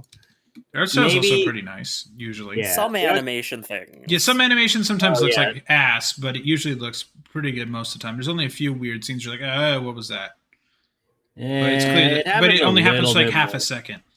Yeah. If you It's not watch it that bad. again, you'll see more, but on a first watch through, it looks pretty good. Yeah, on first watch you won't see it. Like the art style itself, at least, is a fun choice because it doesn't look like typical anime. Like it doesn't go for that Ava or like Dragon Ball or Like People actually kind of look like they're people supposed to look be normal for the most except part. for the girls. The girls kind of look just like anime style. Yeah, and but really like in anime. general, That's like how most you know they're important. yeah, but like most people look relatively normal. There's no one they definitely very much avoid the Fate Ava style of anime, which is nice. It's got like its own look to it, and it's a good look for the most part. Yeah. Like it's honestly very underrated. I In my also opinion. think that it does a very good job of handling the world building. Yes, the world building is pretty good. Like they have a lot of stuff going on in the background, and if you're paying attention, you pick up on a lot of like this world's state of being, its Yeah. politics, its stuff, and a lot of stuff that isn't necessarily crucial to understanding the story, and so they don't go out of their way to explain too much of it. But you can But figure it's it out. there. Yeah, you can figure it out if you just pay attention. If you at least understand what the hell subtlety is, you can figure out what's going on. Subtlety? What's that taste like? I don't know. Uh, I know someone who can answer that question, but I'm not going to go into that. But other than that, Princess Principal is good. Where would you guys put it? I'd put it at Put it in 4. yeah. I'm trying to figure out where to put it in for. I think I'd put it above Avatar, or no, Yeah, that above sounds Demolition Man. Actually, I'd put it above Demolition Man, but not Avatar. fair I think. enough. What about you, Greg? Where would you put it? I'd personally put it up here. I'd. That's tough, because I think from a technical and animation standpoint, Avatar does beat it. Yes, But. but it's also only season 1. Yeah. I do think that the story that's told in Princess Principal is better than Avatar Season 1's story. I mean, it is a whole show, Yeah. so that's fair. Like, even with the out of order stuff, I think the storytelling was more compelling than what they did for Season 1 Avatar by a pretty wide margin. That is fair. So I'd actually be inclined to say this beats So below it out Fate? slightly. Yeah, right below. What about you, Daniel? Do you think it should go above or I think below that's Avatar? fine. Okay, I'll put it above Avatar then. But yeah, no, chat. It's It is close, though, boy. Yeah, it's these two are close. very close in quality, but this is a completed show. Like, if you haven't seen Princess Principal, definitely go watch it. It is very underrated. It is really good. Speaking of Yeah. Princess Principal, Yeah, now we have Now we have the movie. Crown Handler. So, for those of you that aren't aware, Crown Handler is basically a continuation of the end of Princess Principal, following a somewhat loosely tied together plot line. I hear a bird. Yeah, that's my side. The Yeah, bird Daniel's is a bird now. way outside of my house, so It's I don't just know. screaming. It's screaming. It's screaming about how we don't have all the Crown Handler movies, which is a big note if you want to watch Crown Handler. The movies Yes. aren't all out yet. We only got about, I think it's half of them right now. So, yeah, Yeah, that's so, a problem. Yeah, like it's very much a it's like the second Lord of the Rings movie. It's a continuation, but it's not the end. Like, it is technically a movie that has a beginning and an end, but the problem is the end is basically just a tease of this is what's gonna here's the consequences we're gonna face in the next one. Like, it is an issue. Yeah. You also need to have watched the show. If you have not watched the show, you cannot watch this because you will not know who any of these people are or what any of their deal is. That's called Yeah. being confused. We're confused all the time. What's the difference? That said, I do think that the movies are definitely tighter in terms of the animation. Yes. In they terms have of technically less to storytelling, make. I think they're somewhat weaker, honestly, because most of them, I think a lot of them meander through all the setup and then start laying it on thick near the end. Yeah, it But took they about all halfway kinda- for it to get going. Yeah, but they also all kind of have the same issue of we have the plot, but it's not finished yet. So none of them feel complete. Whereas you watch the original anime, and whilst every bit is interconnected or like disconnected from each other, they all feel complete in their own right, except for the parts where they're like legitimately part of the next scene kind of thing. with the movies, I kind of kept feeling like, oh, well, this didn't get resolved at all. What's going on here? You could also feel the movies trying to figure out how to not be television anime episodes. Yeah, which they kind of failed to do. A lot of them just feel like bigger or longer episodes. With that Yeah. said, they still do hit hard. Yes, they're very good.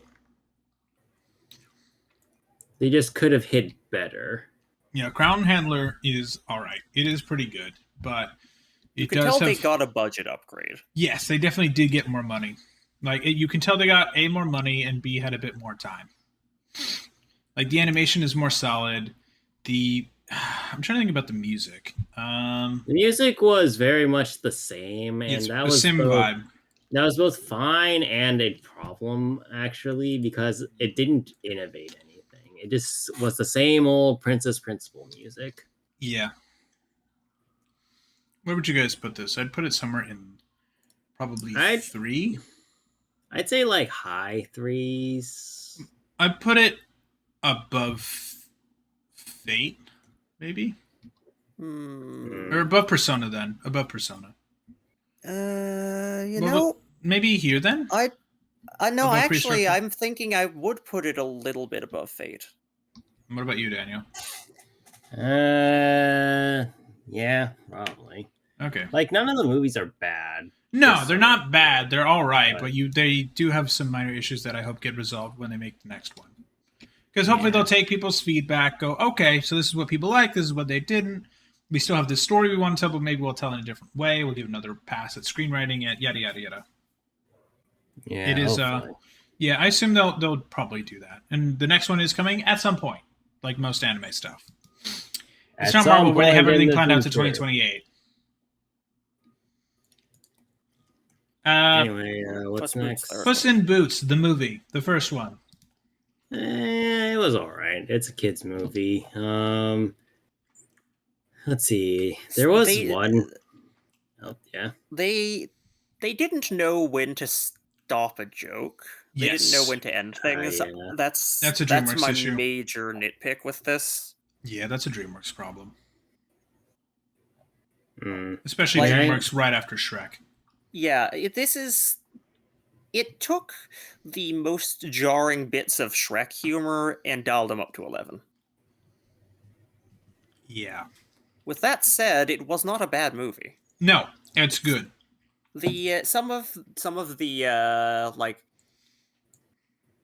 of the bits of like Humpty's dynamic did move a bit too fast for my tastes. Yes. Or they seemed a little out of nowhere.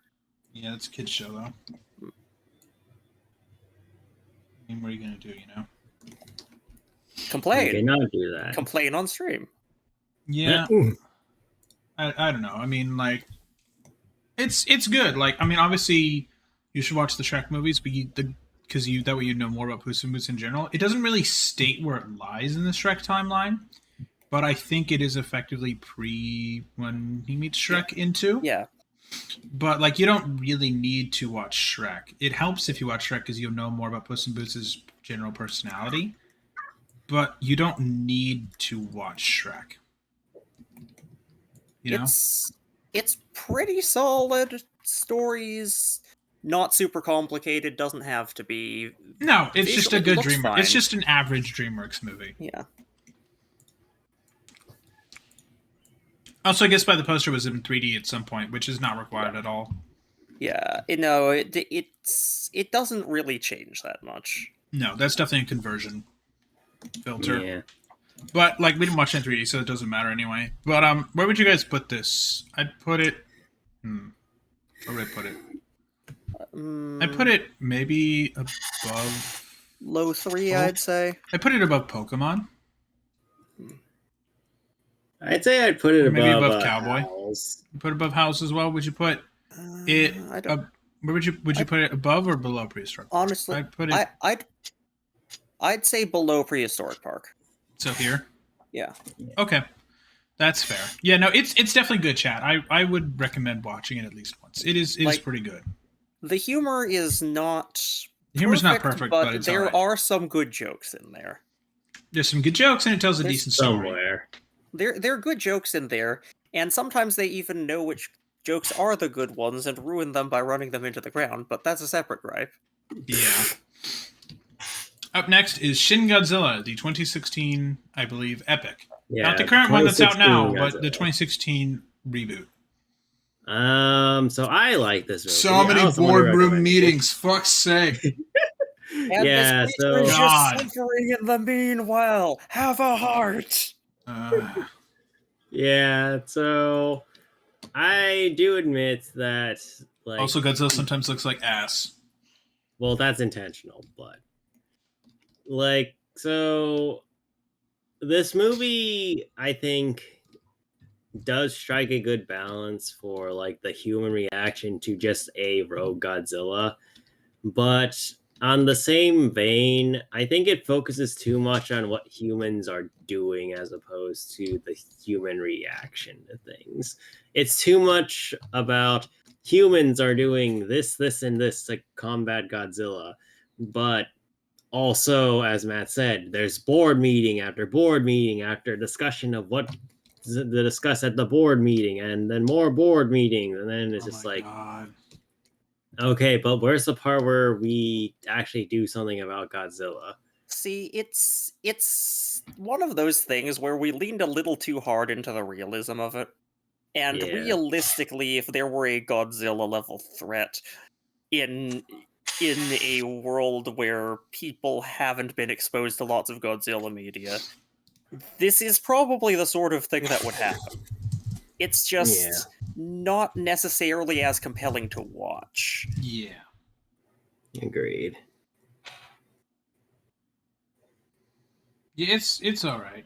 It's not the best thing on the planet, but it is at least definitely watchable, and you like most and the characters that you're supposed to like. You do generally like them, but it's so slow. The movie could, if you'd cut it down, it could have been 45 minutes. Honestly, if you could have a little more boring boardroom meeting shit. Yeah. Which I guess maybe it does amplify just Japan's absolute hell of a bureaucracy, which I guess is probably the point, because Japan's bureaucracy is fucking insane. Like, my boss was telling me about some stuff he had to do just to go to Japan, and it was, even though like his wife has Japanese citizenship, it is a pain in the ass for anyone who's like technically not Japanese to like do anything, and that's just to enter the country, much less how the government works itself. Like, he has to physically fax stuff to Japan because they still use fax machines. Matt, what are you talking about? I'm just talking about Japan's hell of a bureaucracy. Like, that's why there's so many meetings in the movie. Right. Like, it really does show Japan's hell of a bureaucracy. Yeah, but you did wander off a little bit. I'm giving an example, damn it. Yeah. Yeah, okay. Yeah, but like, I don't know. No. Shin Godzilla, where would you guys put Shin Godzilla? Mm-hmm. I mean, it's a well-made movie. Yes. So I'd probably put it in 3 at least. Top half of 3. I'd put it... Man, is our divider in 3 really Howl's Moving Castle? It kinda is. Yeah. I'd put it... Oh, House. Yeah, I think I would, yeah. Honestly, I feel like it goes right above Puss in Boots for me. Really. Yeah, it What makes I you say think, that? I think putting it between Puss in Boots and Howls is a good compromise. Okay, another one Okay. there. Up Oh, next... but also Oh. the Who Will Know scene is really fucking good. Like, Yeah. if you Yeah. just want the cool part of Shin Godzilla, just Go find it on YouTube. Yeah, just go look up. Who Yeah, Will the Know scene where Godzilla it's and- like really cool, it is like, holy shit. I love that Howl's Moving Castle is our quick sort pivot. Yeah. I think our pivots in these are our pivots in these are so far Death Note, Howl's Moving Castle. It looks like, I guess, Demolition Man, and we don't really have a divider up here yet. We don't have enough that's dividing the content. our dividers are basically Death Note Season 2, Arc Knights the anime, Howl's Moving Castle. Well, actually, no. I think Iron Man 2 is our low 3-star pivot. Then Howl's Moving Castle. Then Demolition Man, like you said. Well, Fate, maybe. Demolition Man, Inception, and then 5 stars. Well, yeah, that's basically the Broly. cutoff for, Yeah. Broly's been Broly. kind of a pivot. Yeah. I guess. I don't know. But up next is the Disney Pixar movie Soul, the movie that Good came out movie. in the pandemic 3 It years was ago. fine. It's all right. I feel like it definitely. I appreciate the fact that they tried to get back to more old school Pixar, where it was more about like, existentialism and shit like that. But it also has some really dumb shit in it that I'm like, why is this here? Oh, because you need to entertain children. Like, it is my problem with modern Pixar is it tries to balance the like adults can enjoy it too with he's a cat now. It's He's a it's cat. the most annoying part of a lot of Pixar stuff, but it's also, I think, one of Pixar's biggest strengths that they even try. Yeah. I It's, do like that they it's never really give funny. clarification of where was it 21? What's her name? 621. That's Armored Core. But no, like it never gives confirmation of where she's ending up, which I like because they were planning apparently that they would show where she would be born, and then they were like, "Nah, they're kind of like ruins could it. be We want anyone anybody. to see themselves in It her." could be even you. Yeah, that's what it they're could- thinking. It could be your mom. Yeah, no, that's like basically what they were going for. Is like we don't want to show where it goes. We just want them to like go. Like, and I feel that's a better choice that they made, which is good. That they decided not to do I that. just had a terrible thought, and I'm not going to say it on stream. Good, you can tell me after. But where would you guys? I don't know. I think Soul is good. It's not as good as when I first saw it, but I do appreciate it doesn't just cater to dumb kid shit like Finding Dory does. Yeah, I think it's Like it's all right. higher It's part of 3. yeah, it's all right. It is definitely a good choice to watch, and it is coming in the theaters in the next few weeks or so.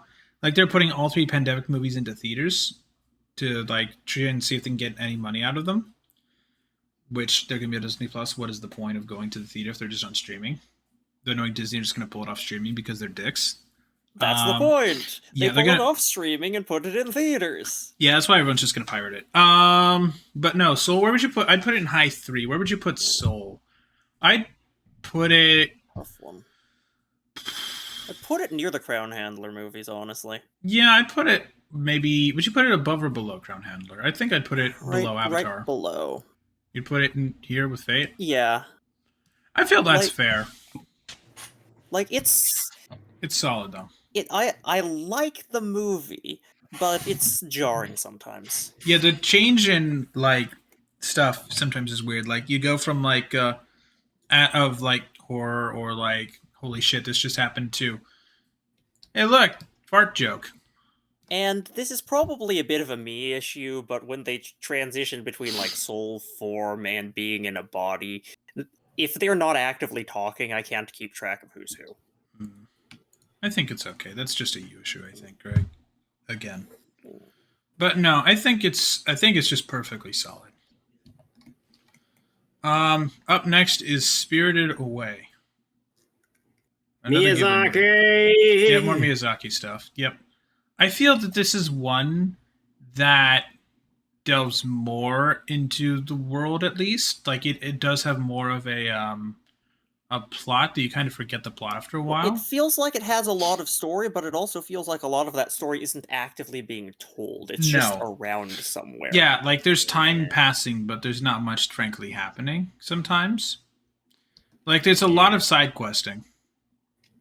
Yeah, there's a lot of side questing to the point where you kind of forget why you were there in the first place. It actually feels like it would have been better as a video game, and that's not something I say very often. That's true, yeah. It would have been better as a video game or a TV show.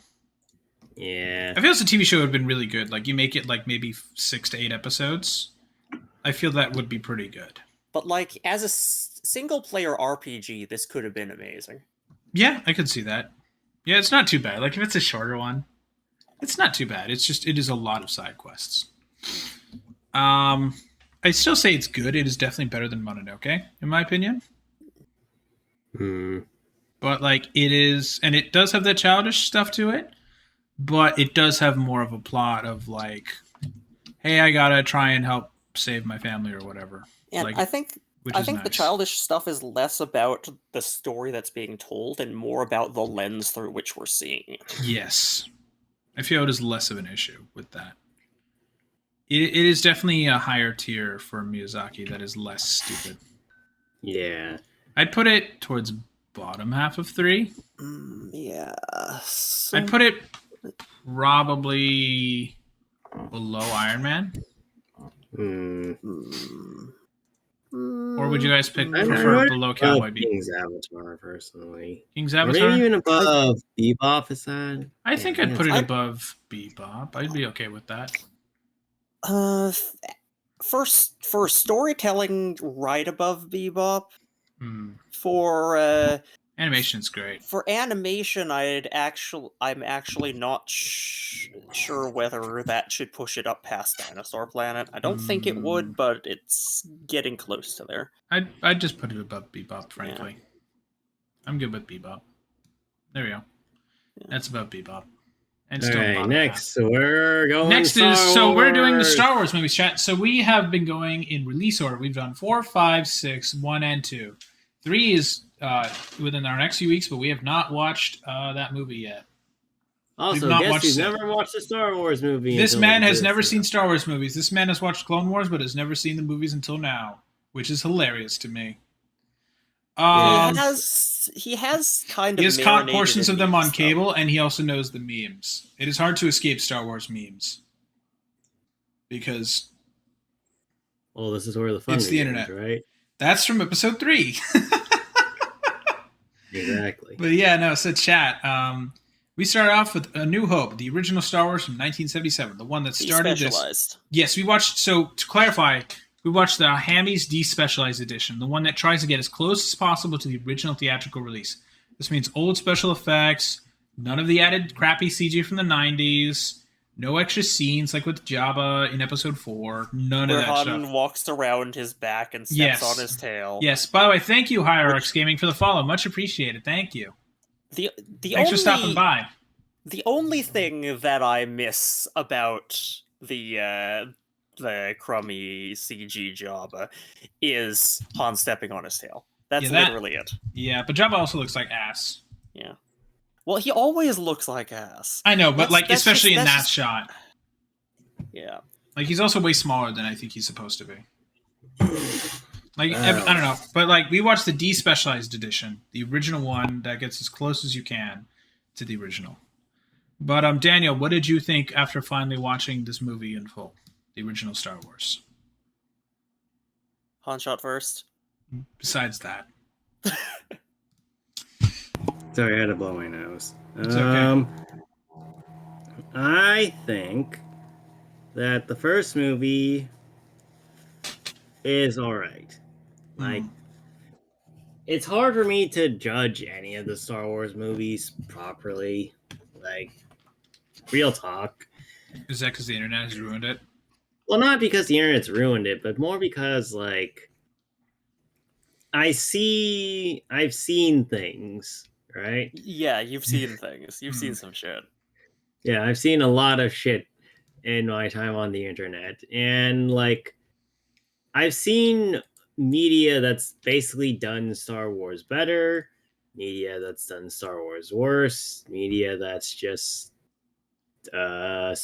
Star Wars but with X and Y. And it's now hard you've for me seen to media that's done Star Wars. Yes. So it's hard for me to basically say, yeah, this thing that it's the same issue I have with Ghost in the Shell and Ava, but with less boobs. Like, you defined a genre, but what's your genre about? And that's the problem I have with Star Wars. And it's just that I don't really know what I'm supposed to be getting out of this. Like, yeah, cool, it's an adventure in the depths of space. We're doing all these cool things with our fancy glow sticks. Yeah. Well, I guess not the glow sticks in this one, but with our fancy Nerf guns, and we're making pew pew A little noises. bit All with the glow sticks. Okay, a little bit with the glow sticks. Oh And shit, those absolutely our grandpa awful yellow died. flashes. Yeah. Oh shit, we blew up the magic 8 ball. Like, okay, these things have happened. Why should I Nine Ball's care? dead. Damn, I can't believe we fucking killed 9 ball. But yeah, a lot of my issue I think I have with Star Wars as a whole is just more or less, why am I supposed to care about this? Which, I mean, might be a little unfair, but like, I just don't like, because I don't have nostalgia, I don't think it just holds up for that reason personally. Like, I just Gotcha. don't find myself understanding why this was a big deal. Because the only movies that came out previously were basically like The Godfather, and that's about it. There was no big movies like this, unless you want to count Okay. James Bond movies, and they are not Okay. like this. I'll also say that This for film and Jaws invented the blockbuster. Yeah, I'll say for the time period and how movie pacing was traditionally handled, I think this was a step forward. Absolutely. Okay. You would not have Pretty modern big step forward. media, Western and Japanese, without Star Wars. Okay, fair. Which And I, for its place in modern media and for what it did, that's a big statement in its favor. But for the movie in and of itself, trying to treat it as a standalone and not looking at the context around it, it's hard to call it amazing. Hmm. I'll also say Luke is not the most interesting protagonist I've ever seen. No. Not by a long shot. No, Luke is alright, but he's not. I want the main character of this to be Han or Obi-Wan or R2. R2. Yeah.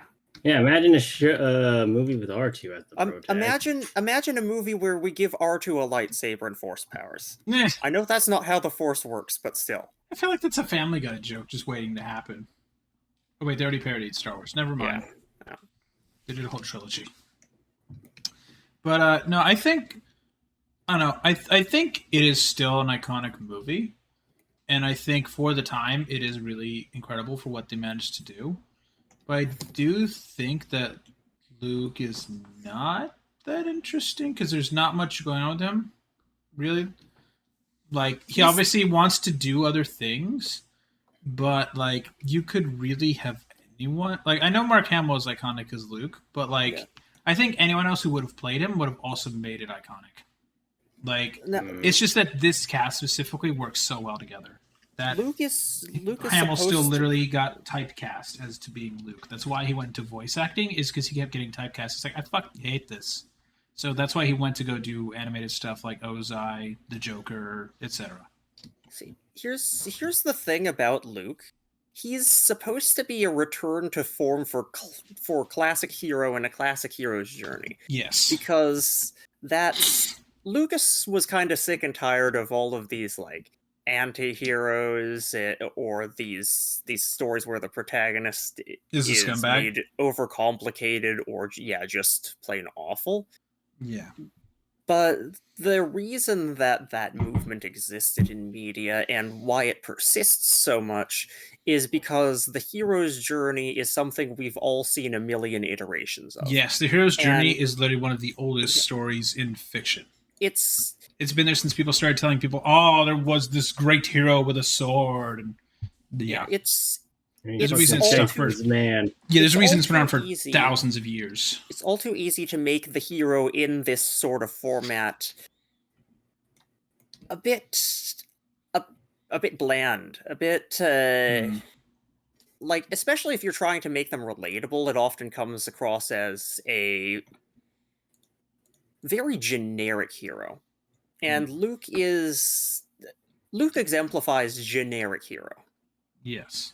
He's, on the one hand, it makes it kind of easy to relate to him because he's that everyman with a bit of wanderlust in him. But on the other hand, that's all he's got. Like aside from fancy force powers and his Getting father's lucky. lightsaber. Yes, and I do think, I don't know, I do like that at least Leia is not just like a damsel in distress. Like she's actually like she takes like one She's of witty. Han's. Yeah, like she actually has a damn personality. She's a strong female character. But she's also This not is a all dumb, we strong asked female for. character. Like she's actually a character that's like takes the initiative. Like she's like, well, "What are yeah, you no, guys no, doing here? I'm just gonna find my own way out because fuck you guys." I mean, like that's exactly what I mean, though. She's a strong female character, and that she's not fucking brain dead or OP as fuck. Yeah, she's This is like all we just wanted. good. She's just good at her shit, but she also makes mistakes. She's not. I'll a show Rogue Zilla. One later. Yeah, like she's not invincible. Like she clearly has made dumb mistakes. She's like, all right, I'm going in the trash chute. Fuck you guys. Goes in the trash chute, and all of them are forced to follow after her because, like, you know, what else are you supposed to do? Although realistically, were her other options better given No. the information she had? No, on but hand? like she made the this- best choice she could, and Yeah. while it wasn't perfect, it did work out to be at least somewhat better Yeah, in general. Like the even if it was rather gross. yes, even if it was gross, it was at least a good decision in the long run. Like, and then Not for the Han is reason just she thought. And then Han is just like cool. He's just a cool like guy. He's just like, yeah, I'm just like badass because it's cool to be badass. Like I ain't gonna take shit from nobody. I'm a badass because I'm bad and I'm an ass. Accurate, somewhat. Kind and of that- painfully accurate. Yeah, like he is. It is really funny. Like those. Like I'll say this also. They have a good dynamic. The movie is also shot very well. Like, I think there's a reason that like Luke looking at the double suns is probably one of the most iconic like pictures in all of media. Like the movie is shot well. The like we watched the specialized like the effects for the 70s are extremely impressive because it's all practical with no computer effects. Like they had to hand build all this shit and hand destroy it. Like when the Death Star explodes, they had to actually like blow up something instead of just shoving it in a computer. And the amount of weight and impact that you can feel for literally just blowing up miniatures is pretty impressive. Yeah, like you actually feel like, oh shit, this ship actually is like exploded. Like when like for one of the like 5 minutes. Not that, but like when one of the not the TIE fighter, like either the TIE fighters or the X-Wings, like when those are like blown up, those are like real models that they're like exploding on a blue screen. Like they had to actually figure out how to time it, get it to show up well on camera, and they had to do it several times. Because like you screw up that shot, that thing is toast, and you have to start all over again with a whole new model. Like it takes like the amount of effort that went into just making this thing not be a total piece of shit is impressive. Like for the 70s, like it's great because nowadays obviously you do have very talented artists, but there's not much practicality unless you're Christopher Nolan, who you literally throws a real plane into a building because it's funny, because it was cheaper than actually just CGIing it in Tenet. Like you don't get much like that these days. Like the practical effects. Star Wars is entirely practical. And the music was pretty dang good. Yeah, there's a reason why John Williams deserves to be paid all the money. Like, holy shit! Like, all the music tracks in Episode 4 are all like extremely iconic. Like, going to Mos Eisley, the music is iconic. The bar in Mos Eisley is iconic. The main Star Wars theme is probably one of the most well-known pieces of music ever, because everyone knows the Star Wars theme. I would like sing a bit of it, but I cannot because I will get struck by Disney. The main Star Wars theme, Imperial March, right? Sure, but like, actually, I don't think the Imperial March is even in this one. I'm not sure, but You might be right. someone might have to check that. But like, the music's effect is amazing. Like, and I think the acting from all of them is pretty good, aside from when they accidentally screwed up and when they finished the battle instead of No. That's totally intentional. no, like Mark Hamill, instead of saying Leia, he says Carrie. No, see, oops. that's exactly right. Like, it is kind of fun that like that big goof is there, but like, you know, it's an act. Like, clearly all of them are just like having a good time. Like, you can tell all the actors like care about this one. They're like, look, it's kind of stupid and goofy, but I'm just gonna go along with it. Like, especially compared to 6, where Harrison Ford just kind of gives up. There's a lot of There's scrappiness to this movie that the others don't have. We don't really have expectations for this movie, so we're gonna they're gonna just enjoy the process. Yeah, like this is dumb, but like who cares? Like they're just here to like be like, you know what? Sure, I'm getting paid to do this. If it works out, maybe I'll make some more money in my next project.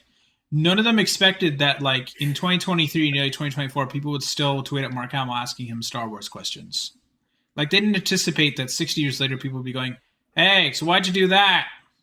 Like, I anticipate 60 years later, people would still be asking me stupid questions. yeah, they're like, especially like for Harrison Ford, he gets really annoyed anytime you ask him a Star Wars question. So if you ask him a question, make it not Star Wars related, he'll instantly like you more.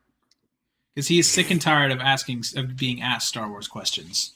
Like you need to ask him more about like The Fugitive and shit like that. But like, I mean, there's a reason the movie is iconic. You know, I think I'd argue it goes. Would you? I'd put it at Iron Man level. Like a lot of the problem, though, I have with this argument, though, and I think this is the argument I would raise to a lot of people that argue for the movies, is that you're arguing what the movie does for the future, not necessarily what the movie does in and of itself. Yeah, and like, don't get me wrong, it's innovative, and I'm not arguing that, but are these objectively good things for the movie that we watched? I would argue probably no. So like as something that has defined a generation, yes, it's like very generation defining. Is it a good movie on its own? Yes. I don't know. It's a good movie on its own, but I wouldn't call it a great movie on its own. No, I think it is a very good movie that has some decent flaws to it. But like in terms of legacy, it is unmatched.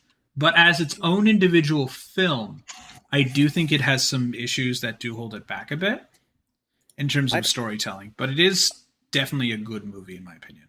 I'd honestly say, taking away all the nostalgia bias and that's so hard. Yeah, context as much as I physically can. Yeah, that's really hard to do.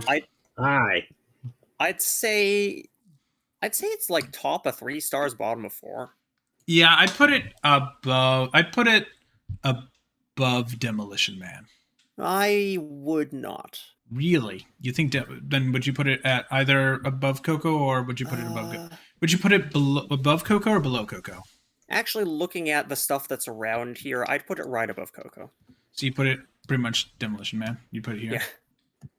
That's hilarious to me. That is genuinely hilarious to me that we're putting it below Demolition Man. I think Demolition Man is actually a better put together project. That is true, but it is very funny to see that we're putting it below Demolition Man and Princess Principal and Detective Pikachu. It is very funny to me. Yes, Detective Pikachu beating Star Wars is one of the most iconic. I mean, to be fair, it is an iconic franchise in itself. Pokemon, but it is it just brings this weird joy to me. Yeah, seeing it below Demolition Man to me is so fucking funny. Like, it is genuinely hilarious. I do love Star Wars, though. I do love the movie. I will watch it anytime it's on cable. Though, honestly, most of the time when I turn on cable, it is usually episode 4 is already aired, and it's usually on episode 5 and 6. Yeah. Like, for some reason, I never can catch A New Hope on TV. It's always Empire or Return of the Jedi. It's not just you. It's so funny. Every single time I turn on TV. I guess I just don't turn on a TV channel early enough in the day. No, you're just hopeless. You don't get A New Hope. You've given in to despair. Yeah, I'm going to the Empire. I worship the Empire. Like, if I just search like A New Hope on YouTube TV. Your witch form is just Palpatine. Yeah, here we go. Like, let me just find, like, I'm just looking to see if these are, but like Empire Strikes Back is our next one, by the way. Yes, can we hurry it up? Yeah, go with Empire Strikes. Let's go with Empire Strikes Back now. Whoa, Empire Strikes Back.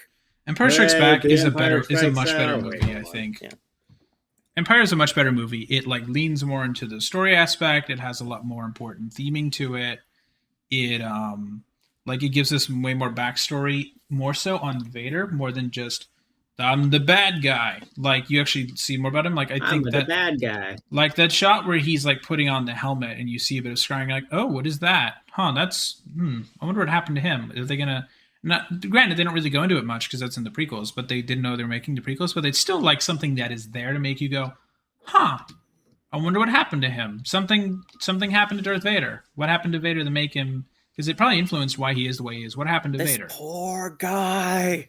This poor guy who He's will been destroy through me. a lot. He really has. But like, I think Empire is objectively a much better movie than A New Hope. It is personally my favorite Star Wars. Yeah, same. But I do have a complaint about it. What is your complaint? When they separate it out into two plot threads, Hmm. they don't do a good job of juggling those. No, it is a little busy.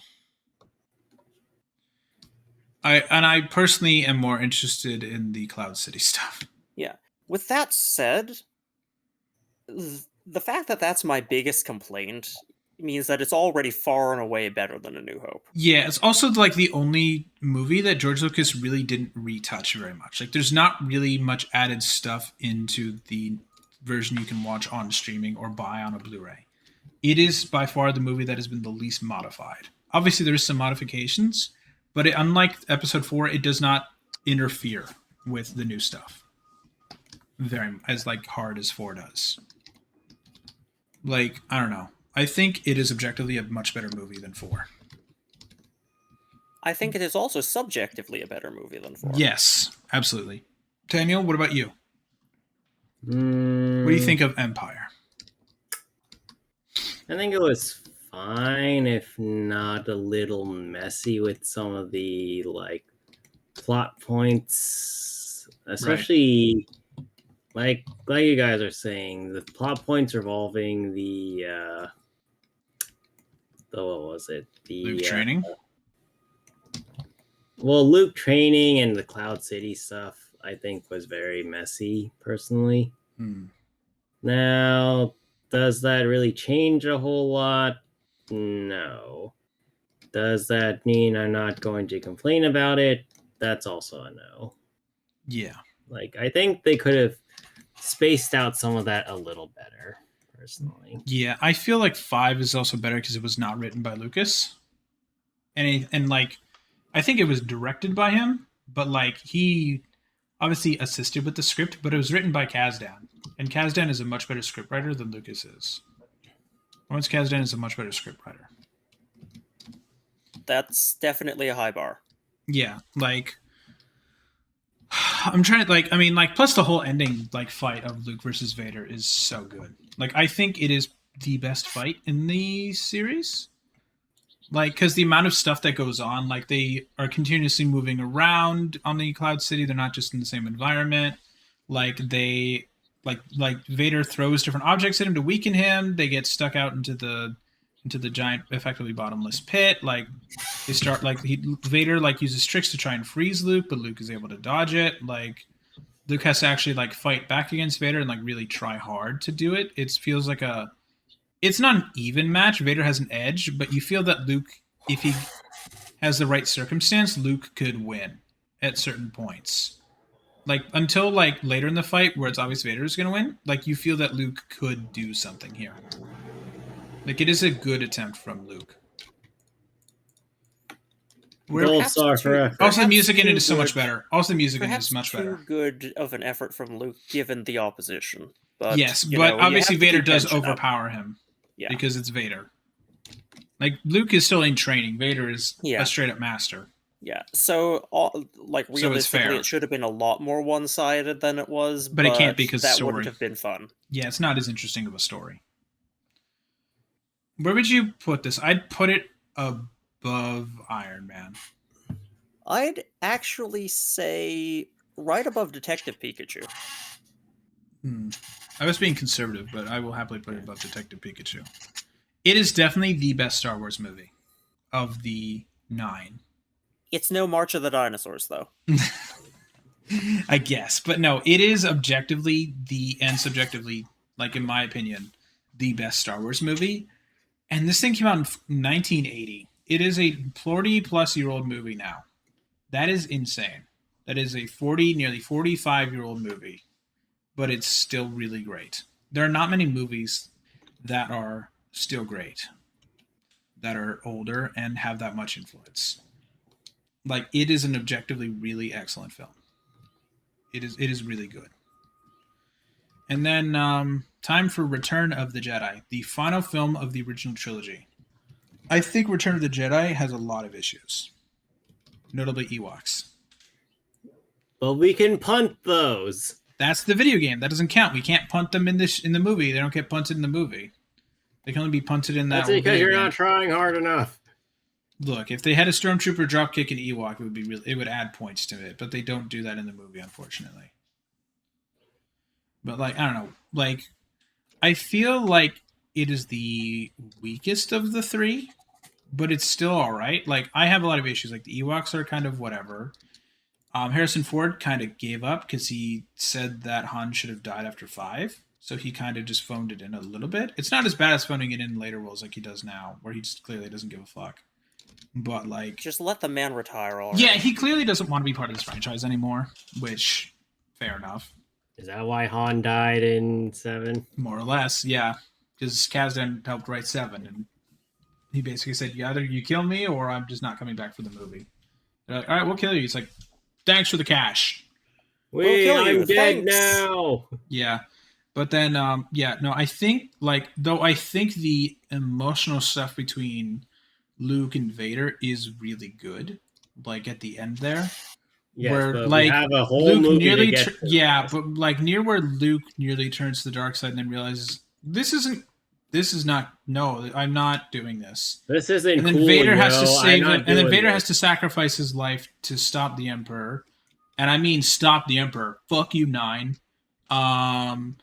Like, he actually, like, has to give up his life to save his son. Like, that moment is really good, where Vader's like, I mean, effectively he's on the good side, I guess, because he does come back as a ghost. But, like, we all know that Vader's still he is an evil bastard, but he makes you feel bad for him in that moment.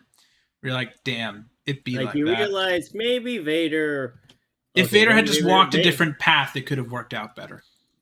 Maybe if Vader had walked a different path, like in Clone Wars. Yeah, no. But that doesn't occur till 30 years after that, so that doesn't count. Yeah. But or 20 years, I guess. But I think overall it is solid, but I do think it is the weakest of the 3 original trilogies. Mm. Like, it is good, but it's not as good as 4, or definitely not as good as 5. And I have a lot more issues with it than I do with 4. Like, what about you, Greg? What is your opinion on Return of the Jedi? I like its attempt to provide closure. Yes. I like. It ends well, at least. It is an ending that you can be happy with. I also like having. Well, they were trying new things with the scope of the space battles, and that was Yes. fun. The ground stuff was a mix of I really wonder about the Empire's tech level, given Boy, how howdy. the Ewoks are trouncing them, but also, yay, indigenous peoples rise up. Yeah. So it was. There's a lot I can say in favor of this movie, but it just, in a lot of ways, it fails to excite the way that 5 does. Daniel? Ewoks, give them lightsabers! Woo! Actually, You know, I'm gonna. I know for a fact there's an Ewok with a lightsaber. Yeah! It's in- I wanna it's see in that. one of the I Battlefront want- 2 Nice. games. But I want an army of just like a bunch of. I want like some old offshoot sect of the Jedi. I want them to have settled on Endor. yeah. I was going to say endoplasmic reticulum, but I want them to have settled on Endor at some point and just left behind a legacy. And so like the Ewoks just bust out an entire arsenal of lightsabers. That would be fantastic. That'd be funny. I hear a truck. Yeah, that's what I said again. Somebody's backing up. Okay. They're You know, backing up into somebody's DMs. Sure. But no, I think overall it is all right, but it does have some major issues that do hold it back. I feel like if someone had told Lucas just no, If someone had told Lucas no, just stop. no, if they told him no, don't do this, I feel it could be better. Like, If somebody I don't had know. just told Lucas, yeah, this first part of the movie, let's just scrap it. let's Let's rewrite it. Let's take that back to the drawing board, Yeah. please. I feel the movie could have used another pass of someone else to look at it and go, Lucas, look, I know you're an iconic Lucas, director now stop. because you made Star Wars and you're making a lot of money, but I think we need to not do this. Like, it feels like he fell into the merch thing a bit too hard with the Ewoks. Because that's what Star Wars became after 5, very much, is merch. Because they were not ready to go for 4, and then they ran out of merch, and they had to literally issue people IOUs for toys. Like, because they didn't expect it to be that big. Then 5 came out, they were ready, and then 6 came out, they were very ready. They were Also, maybe there's overly ready. Yes. Whoosh. Can you hear something over my... through my mic? Yes. Yeah, Yes. I'm muting. Go ahead. What do you guys think of 6 overall? I hear whoosh. I think that as much as I like parts of this movie, I can't give it a 4 stars. So what? High 3 then? I'd put it around the top of 3. That's fair. Would you put it above Avatar? Or... That's a tough one. I might put it between Avatar and Moana, honestly. That's fair. Also, yeah, there was a... I don't know what type of plane flew over my head, but I'm assuming There was it a whoosh. AC-130. It was taking There off, was a not great landing. whoosh, and then all things were silence. In the Whoosh, world. wee woo, thud, Yeah. clunk. I'll put it roll, here. roll, I think bang, here is fair. Meow. Okay. I think that's a fair spot. All Up next right. is Star Wars Episode 1. Man, The scary ghost. sure. The Phantom Menace. But yeah, no, chat. So, like, Episode Duel 1... of Fates. Duel of Fates 10 out is... of 10. Duel of Fates is great. The music is good, and that fight is really cool. But the issue is Episode 1... It has a lot of problems. like It two also does, movies. like, ironically not need to exist. You could cut it It's out, and two it's fine. movies. We should Yeah. have had one movie for the war effort and one movie for the Jedi part. Yeah, Episode 1 has a lot of problems, I feel. It is, like, the annoying part is it's a movie you can completely just not watch, because it leaves no lasting elements on the plot unless you watch Clone Wars. If you watch Clone Wars, it is enhanced, but if you've not seen Clone Wars, it is not enhanced. Because, like they kill Maul. Why? Maul could have been cool if they brought him back with stuff, because they do bring him back in the show. If Maul did anything aside from be ominous, this would have been a cool thing to happen. But no, Yeah. Maul is just Maul's Maul is silent. just the He's just the a silent strong guy. silent type. He's so Yeah. silent that you forget he actually has voice lines, which is so sad because he's amazing in Clone Wars. Come Yeah. on. They really They in Clone can Wars do fixed it so that better. he's more interesting. Yeah. And then for some reason they showed him in Solo, and I don't know why. But It just to show that he's, around. yeah, which is hilarious because His my lower dad's half like, is "Wait, why probably is running Maul?" around too. No, it's just funny because my dad is like, "Why is Darth Maul alive?" I had to explain to my dad what Clone Wars is. My dad's like, "I'm like, you gonna watch?" He's like, "No." No, like- you gave me enough of a summary. He's like, "No, I don't watch this. I don't watch cartoons." I'm like, Well, that's his loss. I tell that to my dad every time. But I think Episode 1, let's judge it without Clone Wars, because at the time they didn't know if they were going to make it, because it was Yeah. 1999. It was the first time they made one in like 16 years. It was obviously going to always be a massive success, but I think it has a lot of issues. I mean, Yeah, it maybe you wasn't can cut it. always going to be a massive success. Daniel, maybe it was. they could have botched it to the point of ruining the entire franchise somehow. Daniel, they still made a fuckload of money either way. It made $1 billion in 90s. Well, yes, but they could have done so many things wrong that it got banned off of all movie theaters. No. That would have been There's genuinely plenty of things. impressive, That'd have been but impressive. there are several ways I can think of that they could have managed that. Yeah. Yes, and none of them are okay to discuss Yeah. on stream, Yeah. Right. But I mean, I guess. which I is don't- why they're hilarious. I'd put it somewhere in 2-star. Where would you gentlemen put it? I'd argue it's better than 2-star. Not Hmm. much better. Would you put it Well, above 3-star. Pokemon? I'd put it maybe above Pokemon, the original Pokemon. Yeah, not. It's not quite at Iron Man 2. Oh boy, that's painful to admit. Did you put it like here or here? Right under Iron Man 2. Okay, so you put it above the original Pokemon movie, but Yeah. below Iron Man 2. Because I don't think that objectively it's a bad movie. It's just not a good movie. Yeah, it's not awful. Like, when I was watching, I was having a good time watching it. It's not the worst thing on the planet. That comes later in the franchise. But I think objectively, it has many, many issues that prevent it from being really good. Somehow Palpatine returned. That we'll get to that. Mike on episode We'll get to that. 9 for sure. We'll get to that. That is a Mike on movie because that movie is total shit. But up next is Attack of the Clones, Star Wars Episode 2, the most recent movie that we have watched in the franchise. Rhinos! Yeah, there's good bits about this movie. They're kind of Muddled to hell. scattered and muddled and being sat on heavily. And also memed to death. Yeah, there is that. This movie is probably the ultimate movie of, like, meme of movies. Like, this entire movie is basically just a giant meme. Which is... Sand. Yeah. Like, you just need to know... Like, if you say any... Like, most people can literally quote, like, the dumb meme lines. Like, they can quote the sand meme. They can quote, like... Well, the sand meme is only, like, 3 or, like, 10 words. I don't like sand. It's sand and sand and sand, and it gets sand. Sure. No, it's sand, and it gets sand. Yeah. But, like, I don't know. This movie...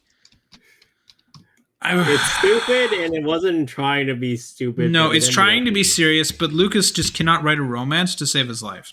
And he stumbled into what feels like some of the most in-character romance. I guess, yeah. It's Writing amazing. romance, please, for the love of God. Lucas sucks at writing romance. He's so bad. It's at it. awful, but it's also unintentionally glorious. And I unironically do think that the romance is one of the stronger points. Unfortunately, for just so bad yes. it's good. Yeah, this movie is so bad it's a good movie. It is objectively a failure of a movie, but it is very funny. When it tries to be serious, it's not. When it tries to not be a comedy, it's a comedy. Also, the fact they gave a lightsaber to Yoda is just so strange of a choice because you'd expect him to be like, I'm above this. But, like, it's very funny to see just a CGI Yoda just jumping around, hopping around fucking Dooku. It's very funny. No, it's... That a tiny 2-foot man takes on Dooku. And wins. And does win, yes. And mostly wins. Where would you gentlemen put this movie? I would not put it in 3. No, it's definitely a 2-star movie. I'd put it above JoJo. Definitely. I cannot argue with that one. Daniel, what would you want to watch? I think I just put it top of 2-star, honestly. I honestly feel like it's below Mononoke, at least. Okay, I'm good with that. But I know. Yeah, I'd put it above. I'd put it here. Yeah, it's about the same level. It's not. I mean, it is bad, but it's at least kind of funny. It is pretty funny. Up next is Star Wars Clone Wars Season 1. Oh boy. I'll be real, it's been long enough I don't remember where the seasons begin and end, so... Yeah, I have an issue with that. We haven't watched Clone Wars in, like, months, which is why it's my next show. Clone Wars, like, oh man.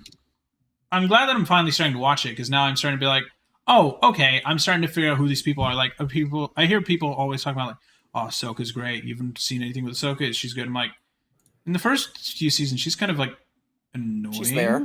She's just there to be, like, the character the kids can identify with more than they can identify with Anakin. But, like, over time, you see her start to be like, I don't know much. I don't know if this is really, like... I don't know much about this war. This war doesn't seem like it's really good for me. It's starting to be a problem. She's basically the Anakin that we didn't get. Yes. Yeah, she's starting to... but in the first season, it is rough. That's Anakin's fault. Yeah, in the first season, it's rough, though. Who thought giving Anakin a Padawan was a good idea? Lucas. I think it was Obi-Wan. I think it was Lucas. Oh, you mean in the story? Oh, yeah. Probably In Obi-Wan. the story, I'm pretty sure Probably Obi-Wan. Yeah, it's probably Obi-Wan, which is hilarious because Anakin's not even a master himself.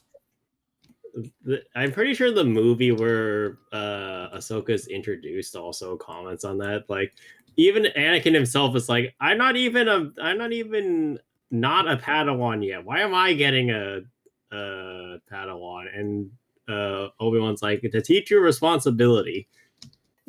Then get him a pet.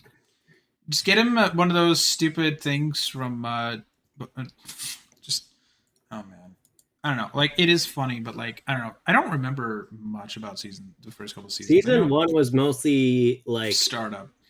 Well, it was mostly like just being a kid show and Yes. introducing the characters more. Yeah, the They early didn't get a seasons lot are of very much kid show. leeway. No. Yeah, they didn't get a lot of leeway with it, and it was mostly just episodic villain of the week stuff. But It is at least somewhat entertaining. yeah, it was all right. Like it's an okay show, season 1. It's kind of like a lot of shows from that era. The first you have to muddle through some stuff to get to the really good things. I figured it out.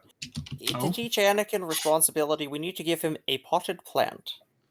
He just has to come back and water it every so often. Yes. That'd be Or a better carry way. it with him and protect it in battle. He has to. Yes, he has He to has have to it in figure battle. out which of these options is superior. Bring What it do you with do in him battle? so that- Protect Obi-Wan or protect the plant? Protect the plant. Uses Obi-Wan the- can take care of himself. The plant is force sensitive as well. So if he gets pissed, it starts to wilt, forcing him to not get pissed. No. The plant is master. Audrey 2 from Little Shop of Horrors. So I've never if it- seen Little Shop of Horrors, but I know Oh, what you're talking about. So, like, but force sensitive, so like it can tell based on his aura if he's okay. And like if he starts falling to the dark side, then it just noms him. Yeah. Oh wait, okay. So I'm reading up on it. So season 1, I believe, is the one that had the Malevolence, the R2D2 replacement, Jar Jar being the hero for 2 episodes. Oh yeah. Best part of the season, in all honesty. And then it introduced Hondo. Oh yeah. And let's see. Oh, and then it had the monkey people, I think. Oh yeah.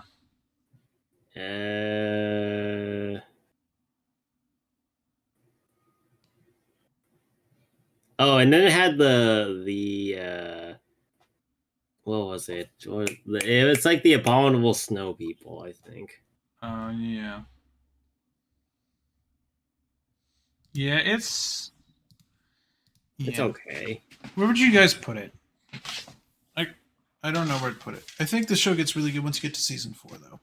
Yeah, That's my issue with Clone Wars. Is you have to muddle through the first season or 2, and then a decent chunk of 3 also. Season 1 was very inconsistent in how compelling it was. Yes. A lot of the animation they were still figuring out how to do. Yeah. So the animation's rough as well.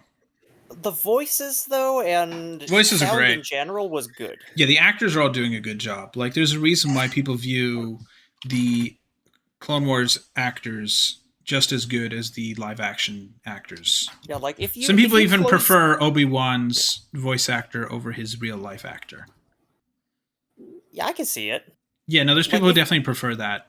If you close your eyes through season 1, it's it's good. Where would you put it? I'd probably put it above. Well, it definitely beats Cowboy Attack of the Bebop. Clones. Yes, I put it above probably Cowboy Bebop. Yeah. But only just. Yes. Because put it here. much like Cowboy Bebop, It it has was kind of struggling to figure out what tone it was striking and what it meant to represent and what story it was trying to tell. Yeah. Who But am I it's- and what do I want? It's a lot more acceptable for Clone Wars because this was a first season feeling it out sort of thing. Yes. And And it's they- mid 2000s. Yeah. Yeah. So I mean, what are you gonna do? Yeah. But at least it led to better things. Season 2. Danny, what did season 2 mostly have? While you're looking at that. Let me see here. Season 2. You just It going to has Wikipedia. the holocron thing. It has Cad Bane. Cad Bane is neat, but he's just kind of there sometimes because they need a guy. This is the one that has the Geonosis weapons factory attack, and then the zombies. Oh yeah, I forgot about that. It has the one where Rex gets stranded on a planet with the clone trooper that gave up. Oh yeah, that's a good one. This has the first parts of the Mandalore problem. Some good stuff. Let's see. Truck. What do you think, Greg? What do you remember? Oh, it had the Xylo Beast. It had the Xylo Beast and and the one R2D2 episode. Yeah. So we do start to get a glimpse of what Clone Wars could be, but it's just that it's a glimpse. Yeah, it's for me. It's on the same level. Yeah, I'd say I liked it better than season 1 just because there's a bit more technical polish. Yes, but they have a higher budget. They realize they're going to keep going, but it does have some issues. Storytelling-wise, there's not really much of a change. Yeah, it's about the same to me. Right above season 1. Yeah, I'll put it pretty much right in the same spot. Depending on what you prefer, these could be swapped, but I prefer 2. Season 3. Season 3. Is season 3 the one with that dumb arc where they go to that weird planet? You're gonna need to be a little more specific. But the one with the light side and the dark side people. Yeah. So to reiterate, it has the continuation of the Domino Squad arc. Well, I guess the prequel and the sequel. So that stuff's pretty decent. Yeah, that I like. Let's see. Return to Ryloth, some senator thing.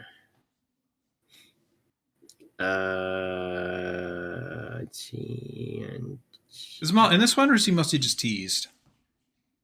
Give me a second. I'm still reading. I don't think he's in this one. Okay. I think season 3 is definitely a stronger season, though. There's a lot of things with Ahsoka being on her own and having to deal with random bullshit. Yeah, that sounds like Ahsoka. Cad Bane kidnaps R2D2 and C3PO, apparently. Zero the Hutt dies, I think. Yeah. Padme and Ahsoka travel to the Separatist world to negotiate a treaty or something. Right. Oh, this is the Night Sisters, and when I think what the fuck is his name? Savage, yeah. Or Savage. Is when Savage shows up. Savage Opress. The naming sense. Yeah, and then we have the 3 Force gods or whatever the fuck was going on with that. And then we have Even Pell showing up and then subsequently dying at some point. Right. And then this is also the season that has Ahsoka getting kidnapped with a bunch of Padawans and then meeting Chewbacca. Oh yeah. Okay. Is that the most notable stuff, or is there still a bit more? Yeah, I think that's about it. Stuff. What would you guys think? I mean, it's okay. I think I weighted heavily on the or the Domino Squad stuff, but I just really like Domino Squad. I like Domino Squad too. It's solid for bits like that, but they also, I mean, this is going to be a common thing that when you experiment and try interesting new things, they don't always work. And for example, the that Force planet, that was something that did not work. I I appreciate that they tried, and I think Yes. that what they were going for could have been good, but what they actually came up with was very much not. And I was left feeling that that tainted the rest of the season for me. Gotcha. Yeah, the Force gods thing is No, not so bad. good. Would you guys just put this in the same spot again? Probably. Yeah, I think I would. I do think that this was gradually walking its way up, so it might. Yeah, no, it still doesn't beat Spirited Away. Yeah, I think I was put it here again. We're rating all these pretty close to each other. Yeah. Season 4. Now though, Now season the show This starts wouldn't to beat get into it. Spirited Away. Yes, it does. Yeah. Yeah, it's so really this good. one has the Water Planet War. Mm. Gurgle, gurgle, Let's glug. see. Naive kid.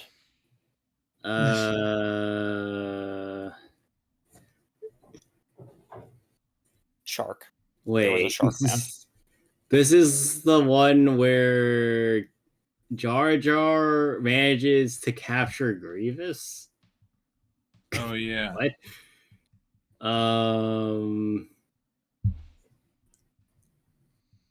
This is the one with the like 2 episodes where C3PO and R2D2 just go on like what's effectively a space acid trip to several planets and just cause havoc to each one. Oh yeah.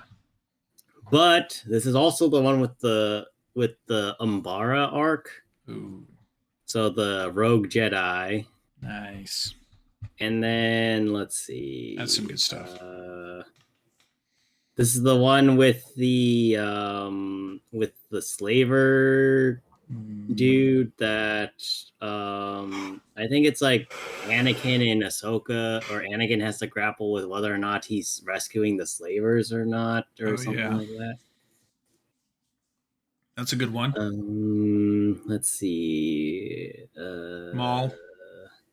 No, not yet. There's one where the son of the separatist that was Padme's friend shows up and is like trying to figure that out with Ahsoka, and Right. there's I think like minor chip teasing there. Mm. Then there's the one where Obi-Wan fakes his death and becomes a bounty hunter for That a was hot fun. minute. It was goofy, but it was fun. And then we get to Maul. Maul is good. I like that he's a crazy psycho and they have to bring him back, and then he goes, all right, well, now my mission is to kill Obi-Wan.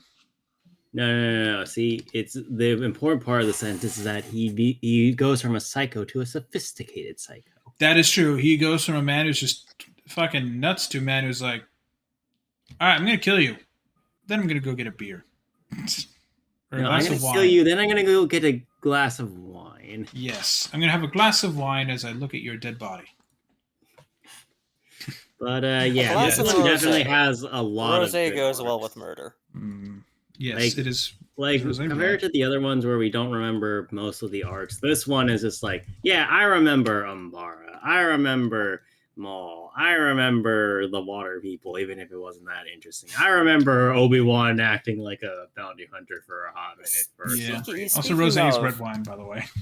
Speaking of, I appreciate that this is getting into the point where when the characters do something stupid or odd or out of character, They're called out on this it. yeah, and we are getting to the point where the show is good enough at understanding its characters that they can work with those things instead of just having it off to the side of, oh, did they screw up somewhere in their script writing?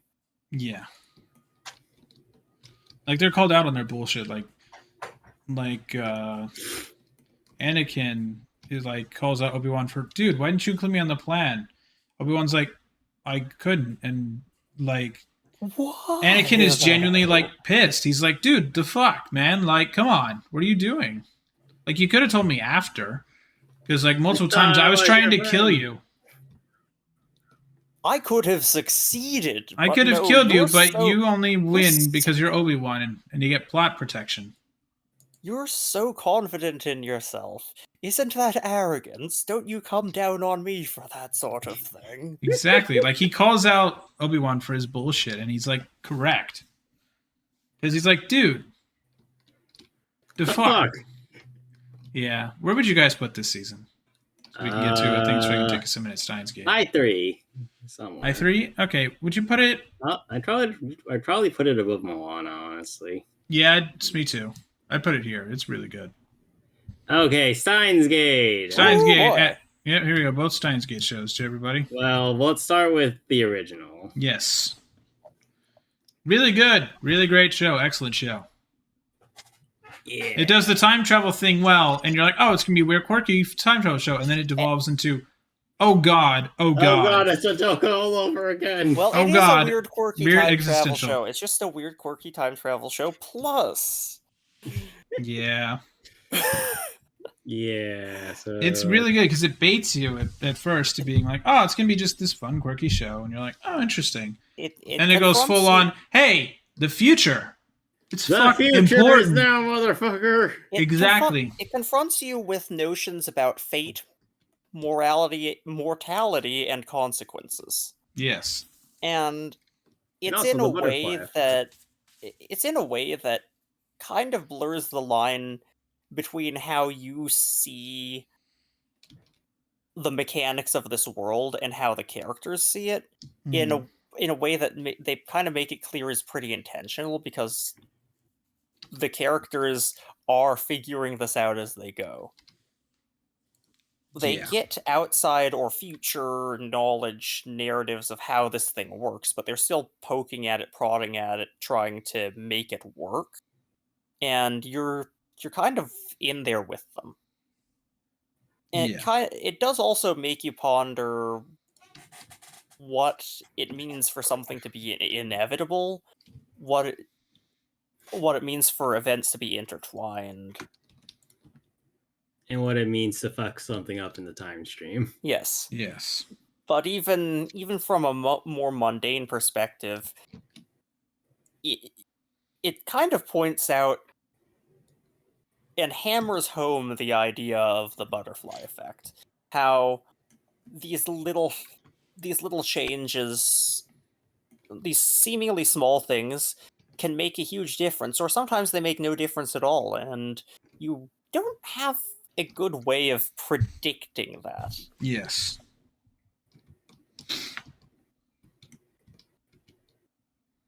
That Yeah. and the characters are fun and zany. Yeah, they are. They're very fun, though. And when everything goes pear-shaped, and it puts pressure, especially on our good old main character, Hoin Gyoma. Yeah. The problem is, oh man, oh boy, Daru is sometimes in the early stuff really gets on your nerves. Yeah. Like, they do that weird dumb anime thing. It's in the late 2010s where he's like being a bit of a creep, but then they way tone it down because they're like, yeah, we're done with this. This didn't add anything. No. They tone it yeah. down because they're like, yeah, this isn't good. Like, it's clearly based off the novel/game. Like, it they tone it down hard because they're like, this, we need to get serious now. We can still have fun stuff, but we need to get serious, and this is not part of their plan now. So they do bait you in with that. You just have to tolerate him for a while, which is annoying. And if you watch it in the original Japanese, you have to tolerate his voice. Oh, his voice in the Japanese is so grating. At least in the English, it's not too bad. His but voice it's in so the original grating. Japanese is very early Daru in character. Yeah. And we all wish it weren't. Yeah, it's very grating. I So the honestly, pro- like, the original I Japanese would- is fine except for Daru's voice, but I would recommend English because English does not lose too much. I don't know. I Japanese. feel like with the Japanese Daru, he like encompasses the nerd, like the otaku nerd. Really, I think he does in English Well, too. he's a very In the English, he sounds like a stereotype. jock to me. I don't Really, know. not to me in the English. In the English, he just sounded like a guy. Which is the whole Like, point. He's supposed to be like, just a guy. He He's just a sounded generally overweight, nerdy guy. He's just normal. he sounded like To the point of being a sorts bit of a of creep. the sorts of people, like literally just the sorts of people you interact with casually On a like- Discord. on a Discord or even. He's a Discord mod. oh gosh. He pretty much is. You okay, Greg? Like, no, but he reminded me of the guys you interact with in games that have voice chat. If you ever venture in to Oh, have God, voice yeah. chat enabled, where it's useful enough that you can communicate with them in real time, and you're willing to put up with their foibles or whatever just for the gameplay. They're not the kind of people that you mute immediately, but they're also not the kind of people you go out of your way to talk to. Yeah. You very much talk to them about tactics of what to do. Yeah. Like you're like, Just- guy you don't let it get northwest, guy personal. southwest, guy in front of me, and you ping the location, and you go, all right. Like you're not really gonna have a full-on conversation. You don't talk but to them. You it's don't very acknowledge much their a we are existence. playing the game together because we Yeah. are random squad filling. But yeah, it's a good show. Some of the characters are a bit much, but if you can get past that, it's really worth your while. It is very yes. Where would you guys put it? I'd put it. Did we put it in 5 or high 4? I'd put it in high. I'd say I'd put high it- 4. I don't think it's like 5 territory personally. Would but you put I it could see above or people- below Death Note? That's the real question. I would actually put it right above Death Note, Me too. despite True. my Death Note nostalgia. Death Note, yes. Delph, It's now Death Note, chat. Health Note, Stealth Note. Health Note. Isn't that just the Smosh joke? That's Life Note. Exactly, that's the Smosh joke. No, But- it can't revive you if you're dead. It just gives you HP back. Nice. It just helps you regrow your arm if you've lost it. No, it just gives you it gives you one of them doctor notes. So like you have a bill of clean health. You have a bill of clean health. Oh, Lovely. God. Yeah, it's just your insurance company. It's your Um, insurance company. But yeah, next is Steins Gate Zero. So, Chad, here's Now the thing. this- I so view this- both of these as requirements together because they're effectively part of the Yeah. same thing, but Steins Gate Zero has a very different vibe than the original one. I do not think Yeah. Steins Gate It's basically Zero is Steins Gate well- plus PTSD. It's not as well executed, partly because of the how they're changing their storytelling form Yes. from both from the the VN and also as a transition in like stages of life for the characters. Yeah. But It it's takes place still, a bit of time after the original. It's still very good. Yes. And they've definitely turned Daru down, which is nice. Like, the characters are a bit more grounded, I'd say, for the most part. Aside from Future Daru, who Aside from- is as yeah. always less round. Yes, aside from Future Daru, but I feel the characters are toned down a bit in their eccentricity. Like when they need to be weird, though, it is like purposely that way for the story. It's not just they're weird for being weird. Like Well- Okabe either is having weird PTSD or their characters are all like having to be straight and narrow. Like it all feels in character the way that they're acting. They've kind of. It seems like they've learned to be functioning members of society a bit more than they were, Yes. but that doesn't really change their true nature, and it No. does come out. Yeah, like you eventually do like figure out what's going on. Like it is good. I feel that both are required viewing for each other. And Daniel, can you tell them about the weird order you need to watch it in? So, sorry.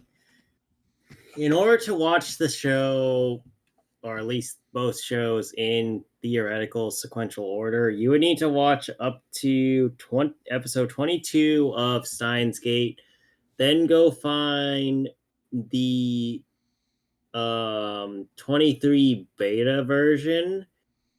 So there's a version of episode 23 of Steins Gate that leads into Steins Gate Zero.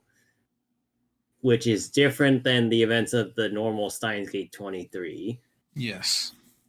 Then you go watch Steins Gate 0 all the way through. Then you go back and watch Steins The Gate finale episode of Steins Gate. 23, and then you finish Steins Gate. Yeah, so like you need to watch it in that order, and then that is the best way to view the show. Steins Gate Well, if Zero you is want not to like watch Fate Steins Zero. Gate 0, I will note that Steins Gate is perfectly serviceable without watching Steins Gate 0. But it is so it definitely does enhanced. add context. Yes, it has context and it's enhanced. Yeah, but Steins Gate 0 requires you to watch Steins Gate. Yes. You definitely need to have watched the original Steins Gate. But yeah, now watch it in the order that Daniel just said. Where would you guys put Or you the could show? just watch Steins Gate. I Yeah, definitely say below the original Steins Yes, Gate. absolutely. Where Like, would you put it? I'll say this. I said it before and I'll say it again. I don't think Steins Gate 0 is actually done very well, especially compared to the visual novel. But there are parts of it that I like better. Like the scene. Well, I'm not going to say those. Because There's those are multiple definitely- spoilery scenes that he likes better. Yeah.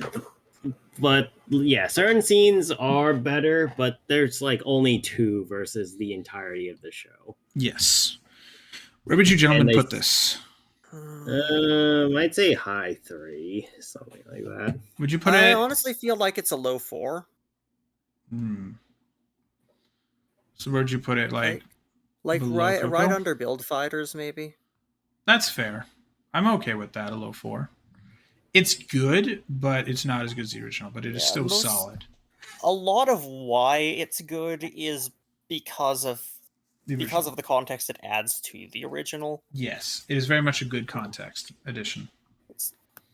Like you can't really treat it as its own thing. No, you have to watch. It is very much a.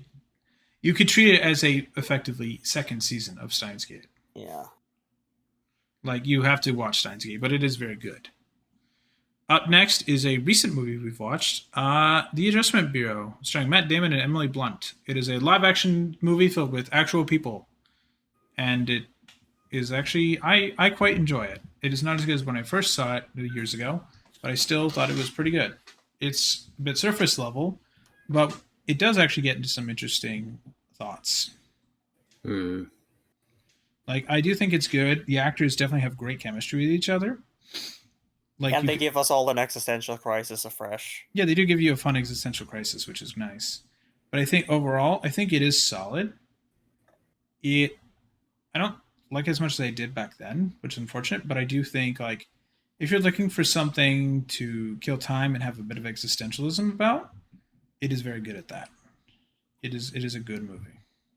I think if you want to watch The Adjustment Bureau, watch it before you watch Steins Gate. Yes, Steins Gate is pretty much a better version of the Adjustment Bureau, Yeah. which is hilarious because Steins Gate came first, and I know for a fact that probably not a single person who worked on the Adjustment Bureau knows what the hell Steins Gate is. You know for a fact that probably. Exactly. I mean, like, think about American media, Greg. But you said you know for a fact that probably, and I'm not letting this one go. You're a bastard. But I don't know, Daniel. I mean, it's more or less what I said before. It's like I'd probably just put it under Steins Gate 0, maybe. Greg. That either just under Steins Gate 0 or top of 3 stars. It's kind of right along that line for me. But do you just want to put it below? Do you want to put it at top 3, season 3 of top 3-star? Yeah. I feel that's the best way to put it. Is 3-star. It is good, chat. You will like all the actors in it, and the dynamics of each other is fun. It just has some minor issues that if it could be written a bit stronger, it would be a better movie. But I think for being based off a Philip K. Dick novel, it is very good. Like it's a good time. You will not hate for watching it. It is fairly good. Let's see. Up next is The Girl Who Leapt Through Time. Another recent movie we Woohoo. watched. Whose pick was that? Was that yours, Daniel? Yeah, that was mine. Okay. You want to start or? So it's a very simple movie, honestly. Like a girl Yes. gets time travel powers, and as one is probably want to do if they have no idea about the consequences of time travel. Proceeds to fuck around with said time travel powers until it bites her in the ass. Yep. Like, it's very simple and not really special in any way, but it gives a very realistic look as to what somebody getting time travel would probably go through. Like, sure, it's not world-ending consequences, but it doesn't need to be. It's very personal, small stakes. Yeah, and that's what I think makes it good, is that it's personal. Time travel media usually escalates like a Yeah. lot, and Yeah. this escalates in consequence to like the individual people involved without Yeah. having to grow the scope. It's very much like the opposite of Steins Gate, where Steins Gate goes big and bombastic. This one stays Well, small. not even. Like, I think a lot of why Steins Gate is so so good is because whilst the stakes get more and more world encompassing, it also stays firmly grounded in what our characters are dealing with. So it's not about the world ultimately for our MC. It's about the people around him that matter. Yeah. And that's what I think Girl That Leapt Through Time does well, in that it doesn't matter. Like, the world itself ultimately doesn't matter. It matters that the people closest to her are the ones affected.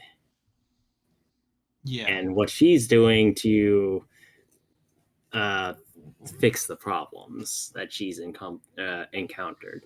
Now, it's not something I would say is great. Like, it's probably mid 3 stars at best, especially the animation is a bit wonky, or like the art style is wonky. The animation is actually extremely crisp, but Yes.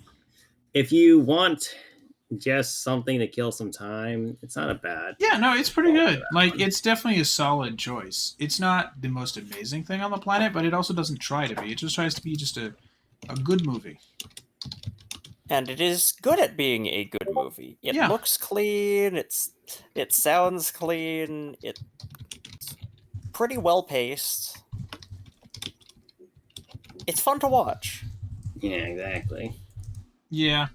Where would you guys put it on the 3-star scale? Would you put it Mid 3 stars, probably. I'd say probably over Howl's. I don't know if I would put it over Shin Godzilla though. Yeah, I think Shin Godzilla is a technically better movie, but The Girl Who Left Through Time is just a solid. It is very much a just solid. This is a good choice. You will not hate yourself for watching it. It is a solid choice. Mm-hmm. Up next is The Last of Us TV show. For context, Right. none of us played the video game. I did not have a PlayStation 3, and even though I have a PS4 and a PS5, I did not play the game yet. I should Daniel probably not weigh in on the voting for this. Daniel did not play the game. Greg did not play the game. But I know some of the spoilery stuff because internet. So I was just waiting for most of it to come, but I did genuinely like the show. I liked a lot of it. I liked it because I think... So here's the thing. I think all the actors are doing a great job, but I feel the show is a bit shafted a bit because it cues extremely close to the game, which is a good thing, but it also is a bit of a bad thing because like sometimes like you think of why is this character going to do this, and then a video game reason. Like there's a reason that I think the 3rd episode is the best one of the show because it's ironically the least focused on our main characters and the least focused on the zombie threat. Yeah, Like- The one least focused on the video game, too. Yeah, it's something that was not in the game at all. It was like hinted at in the game, but it's very much not hinted at. And it also ends differently than how the video game did, which I also apparently have heard people appreciate. Like, it was also written by someone who's obviously not gone through the same experience, but they've gone through something like in the real world equivalent. Like, I think it is... That episode is probably still one of the best episodes of TV, like, that I've seen from Western media, specifically Western media. But I think the show as a whole is really good, but I think there is room for improvement. Like, I very much enjoy the show. It is one of my faves this year for Western media. But, oh my god, excuse me. I'm so sorry. But yeah, like, I mean, I think it is solid. Like, if you watch it, you will not have a bad time. And I think some episodes are actually excellent. But then there's other episodes I'm like, Could have been shorter. Could have cut that. Could have cut that. But they don't cut it because it's in the game. So Yeah. I'm going to agree with Matt on episode 3 and on the acting. If everything was the acting. Yeah. I mean, the two actors, Bella Ramsey and Pedro Pascal, are amazing. With that said, there was very little else about the show that I liked. It's the zombie threat to me did not sit right. A lot of the execution and how the zombies worked, just it seemed inconsistent or difficult to follow to me. Yeah, they did screw with how the zombies work versus the game. And basically, That's an issue. I had a hard time taking the whole zombie apocalypse seriously, because when I did, I started to think about it too much, and it mostly started to disintegrate under scrutiny. So I had to actively remove a lot of my attention from the show, and it's not a good place for a show to be when I have to consciously pay less attention to it to enjoy it. I wasn't really a fan of a lot of this. I mean, it wasn't a bad story being told, but it didn't usually draw Made some me odd in. choices. It's Some odd the detrimentals. storytelling was not great. The story itself was kind of middling. And I just kept on expecting it to be better than it was. I'm glad we watched it at least. Yeah, I don't think it was terrible. I didn't hate it. The CG on the zombies and the practical effects on them is great. Like, nothing looks wonky. Obviously, they're shooting some of it on like a sound stage or whatever, or like a backlot. But like, I think the TV show looks good. The music, when it's there, is appropriate. Though I don't pay much attention. The opening theme is the same as the game, so I can't really give the benefit for the opening theme because that's just stolen literally from the video game. But the fact they do use it is nice. And then the actors are good. I think some of the story is a bit muddled because they're trying to cram. I think if it was a movie, it would be much worse because they would cut way more out. But I think as a show, hopefully season 2, which is coming apparently in 2025, will be better. Like, I think they've got a good base here. I think they can make some changes, but I do think for a video game turned into a TV show, this is the best attempt so far. Like, in terms of Western media. Hooray. Like, I do think it is good. Like, it just has some minor issues. I would put it at below. I'm trying to think of where to put it, in the 3 or 2. It's better than JoJo, and it's better than One Punch Man. It's Honestly, better than it's better than. I think I'd put it high. Personally, for me, I would put it at a 4. But honestly, that's just me. I would put it right above Castlevania. Really? Yeah. But what about Advent Children, though? Like, right below Advent Children. Really? You think Advent Children's better? Yeah. I found the story more compelling. I found even the uncomfortable visuals were at least more interesting, and I could make more sense of it, even with my minimal Final Fantasy context. Gotcha. Personally, I disagree, but I will delve to you guys on that. I mean, don't just cave to me. This is your stream. I know, but I'm trying to think of like us and averaging. I would personally put it above Moana. Like, I do think it is very good. So what's the average of Advent Children and Moana? Probably Spirited Away again. Right, I'd put it above probably Dinosaur Planet. Heck, Shrek. Why is it always come near Spirited Away and stuff? I don't know, but it is. But yeah, no, so that's... I'd put it there, I guess, as an average. Personally, for me, I'd put it above Coco. But, I mean, that's just me. Up next is The Matrix, the 1999 blockbuster action film starring Keanu Reeves. The stars! I love The Matrix. I love the Matrix. It I is so love the great. hated tech the Matrix. I love the tech demo that is the Matrix. Nah. It kind of is a tech demo, yeah, but I Like- do like- like. I love the Matrix. It is excellent. But would I put it I as don't good as Mob understand why people Psycho like the or Inception? Matrix. No. Yeah, like the way the Matrix story's a bit the way that it's told is I'm not a big fan of Welcome to the how it's told. Wachowskis. That's all their In shit. fact, I kind of unironically the only thing that's really carrying the Matrix is the Keanu. effects and Keanu. Yeah, Keanu is perfect for the And- role because he's very much a like I his mean- whole character is summed up in the "whoa" line. And Morpheus was fun too. Yeah, Morpheus is great. I love Morpheus Yeah. in it. But Like those two are the key linchpins. But then, what's the Carrie-Anne Moss? Her character is okay. I don't know. Trinity's okay. Yeah, I don't know that. Hugo Weaving's fucking it's- fantastic as I Smith. don't know that it's objectively a good movie by any stretch. but Mm. Some of the acting and characters really got me into it, interested, and Yeah. what carried a lot of the exciting sequences was that seamless integration of practical and special effects stuff with more digital newfangledness.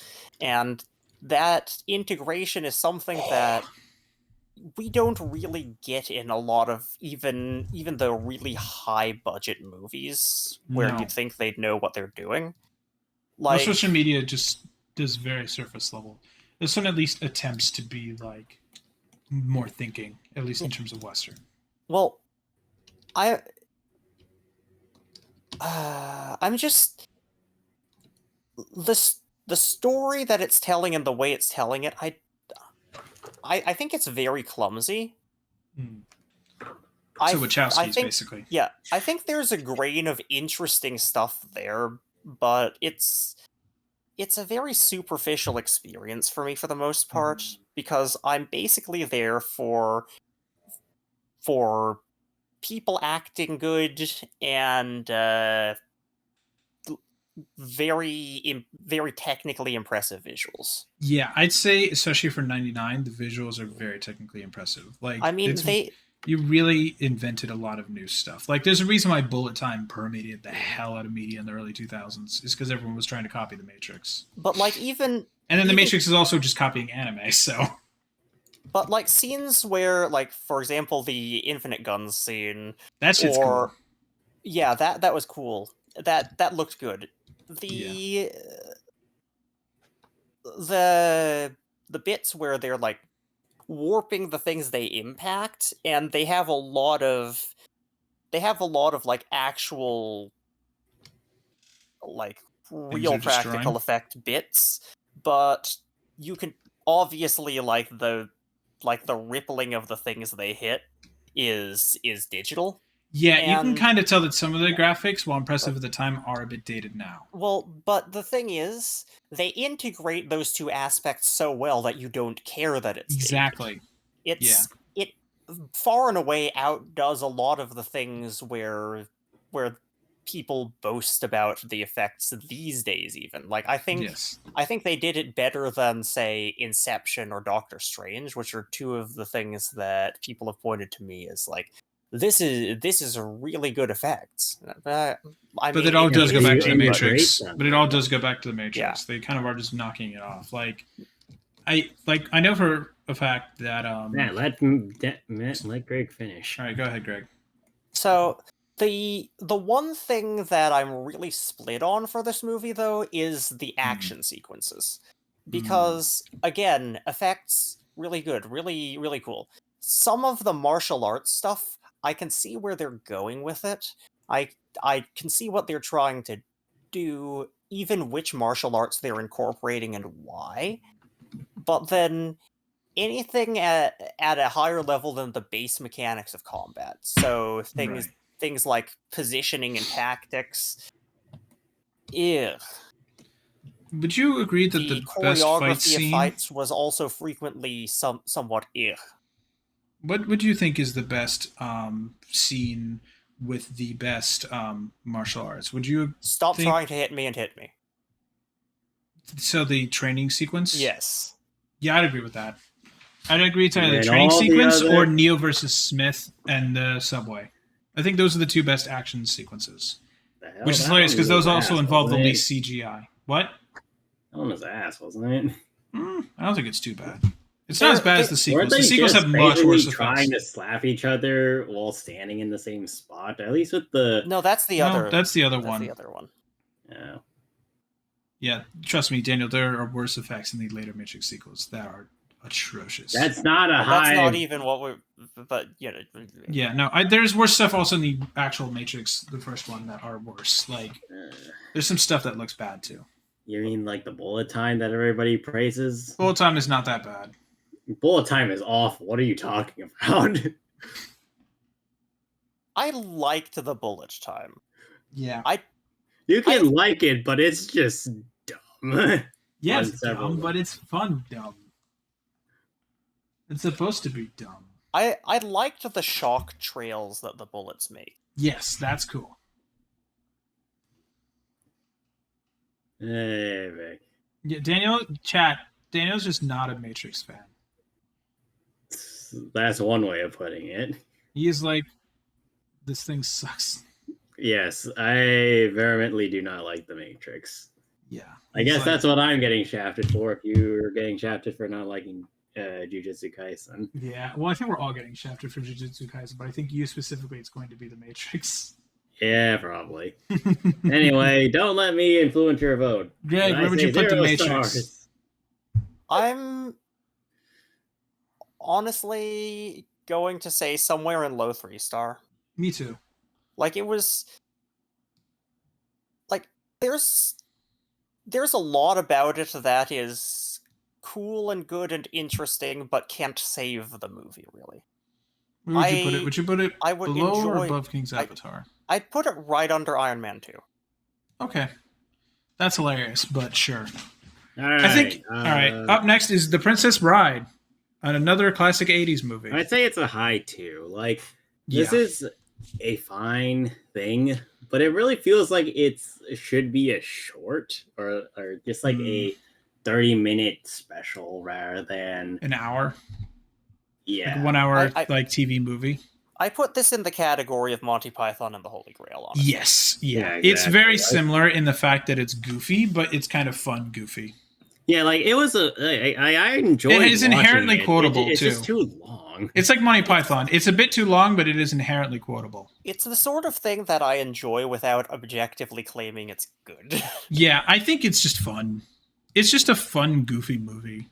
I don't really have any. I have some issues with it, but I think objectively it is just at the end of the day a fun, goofy movie. Where is Monty Python now? on the list? No, a It's at the fun bottom of goofy 3 movie is a stars. different movie, man.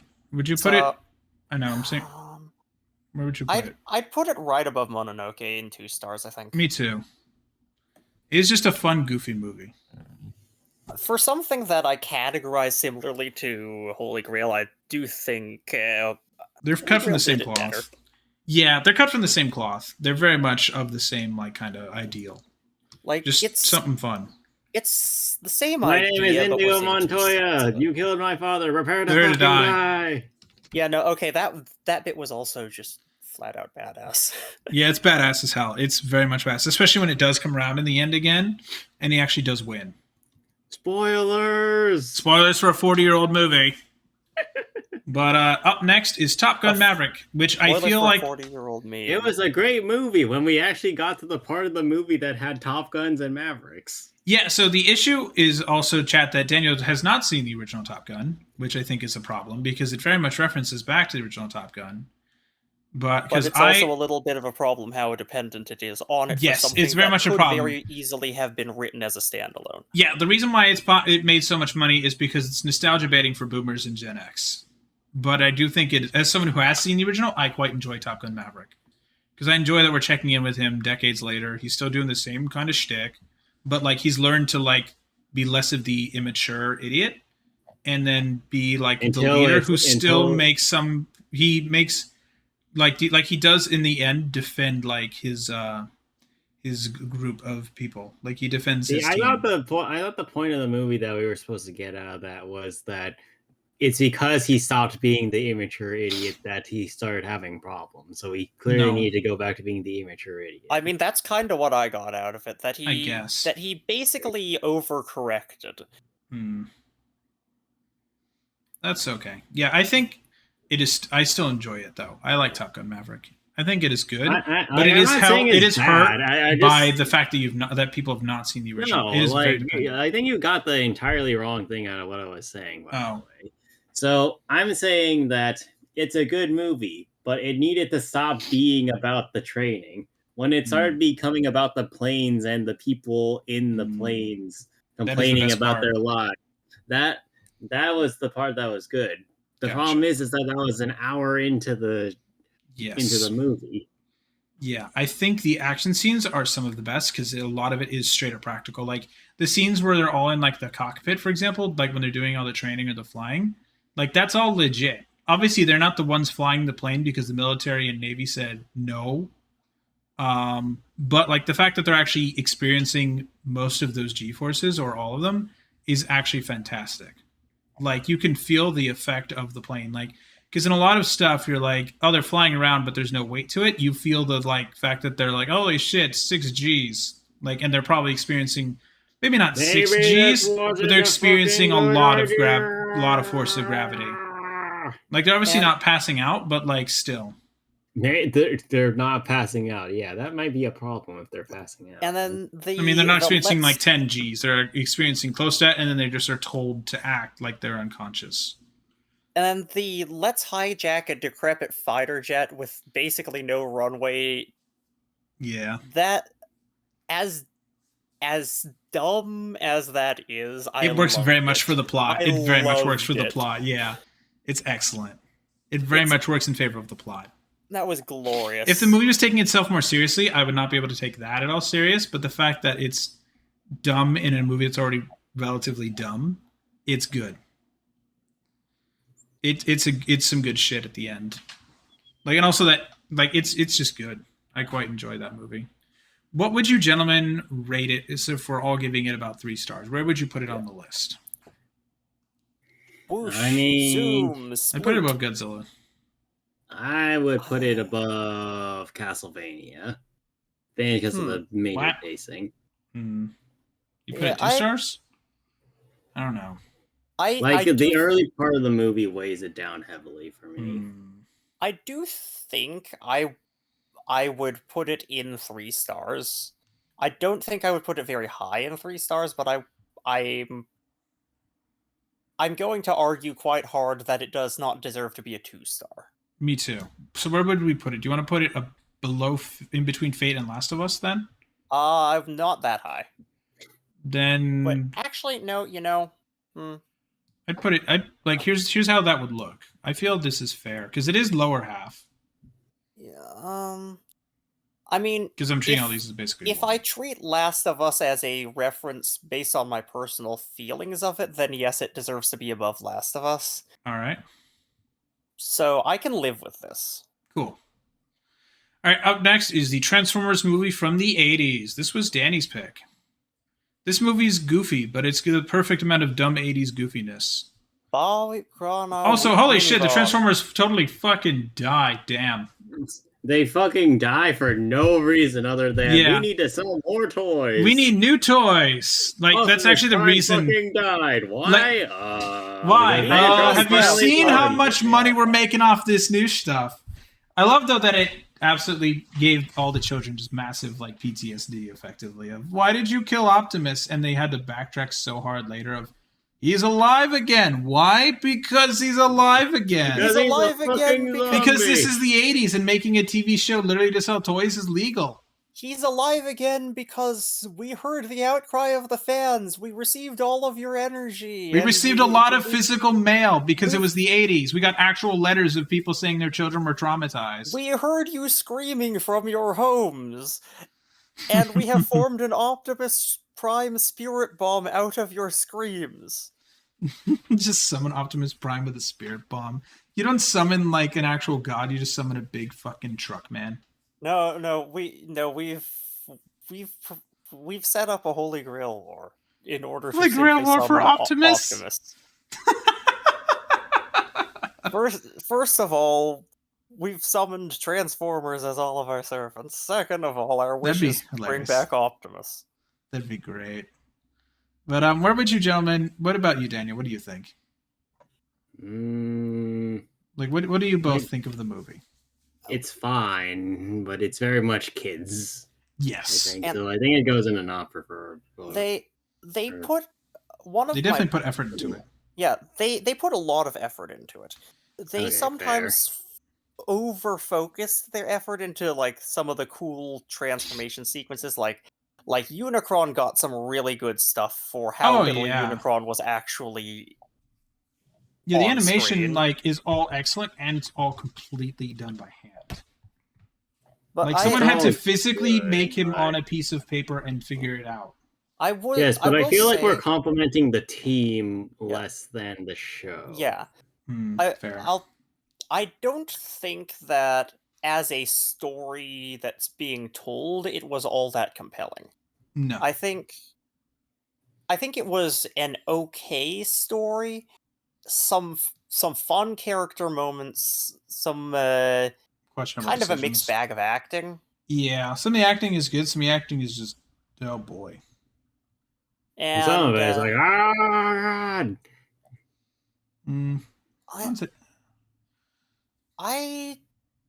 if I take away my nostalgia, I'd I have have no to, nostalgia. I'd have to say indifferent.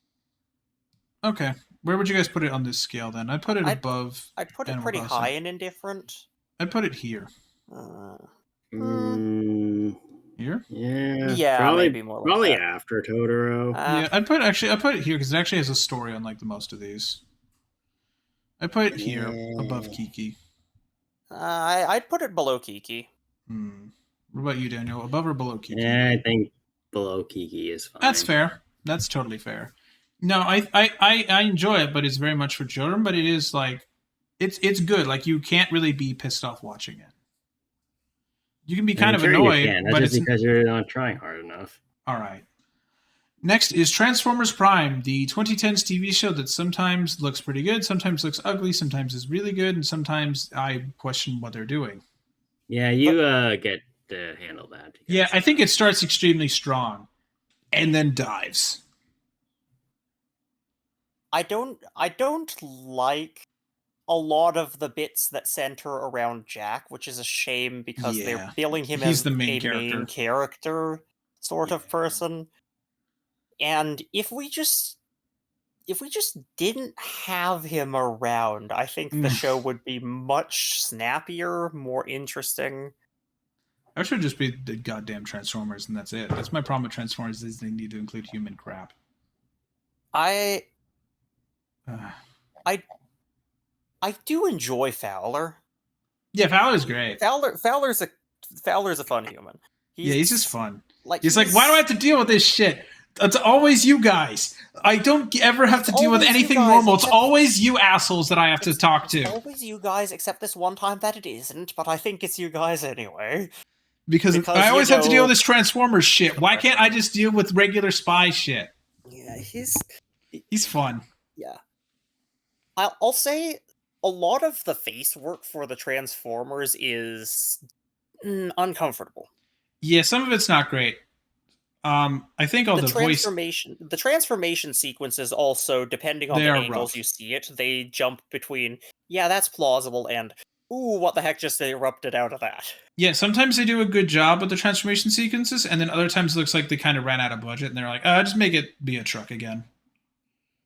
Like, it sometimes could, like, they also sometimes just hard cut, because it's like, we don't have the money for that right now, because we spent all our money on this. Like, I think sometimes the show gets pretty great. Like, I think the first few episodes are really good, and they're clearly more of a budget. And where we left off was pretty Yes. good. I think the ending of that season is good, because it's like, what's going to go on next? What happened now? What's going on? I think that's pretty good. but the middle stuff was A lot of that can be cut out. Like if you could shorten this to, instead of like 20 episodes, you can make it like 10. Honestly, this feels like most of the important stuff would have fit into like 6 or 7 episodes. Yeah, this is why I feel like the show could have been made for, like, you could honestly cut out most of the stuff in here and condense it. I'm assuming online, knowing Transformers fans, there's an edit that cuts out all the dumb shit. Although I have to say that Wheeljack, while not necessary, was good. Yeah, I like Wheeljack. Wheeljack is fun. So actually 8 episodes, keep Wheeljack. Yeah. Wheeljack is a fun guy. He's a fun character. He's a fun Gus. Where would you put this, Greg? That's a tough one. Eh? No. I know, I'm kidding. I'd put it... I don't know. I wouldn't put it down here with these. Yeah, no. There's enough preferable about it that... It's not awful.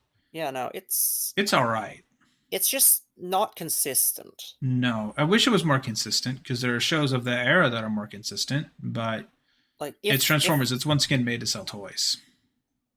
If this had more consistency to it, I would actually put it in upper 3 stars. Yeah. But, so where do you want to put it? Like even if it wasn't great consistency, even if we just like average out everything that it's got, it'd still be mid to upper 3 stars. As it is, I'd have to say it's like below the Matrix. I'm not sure how far below. Could also right above Pokemon.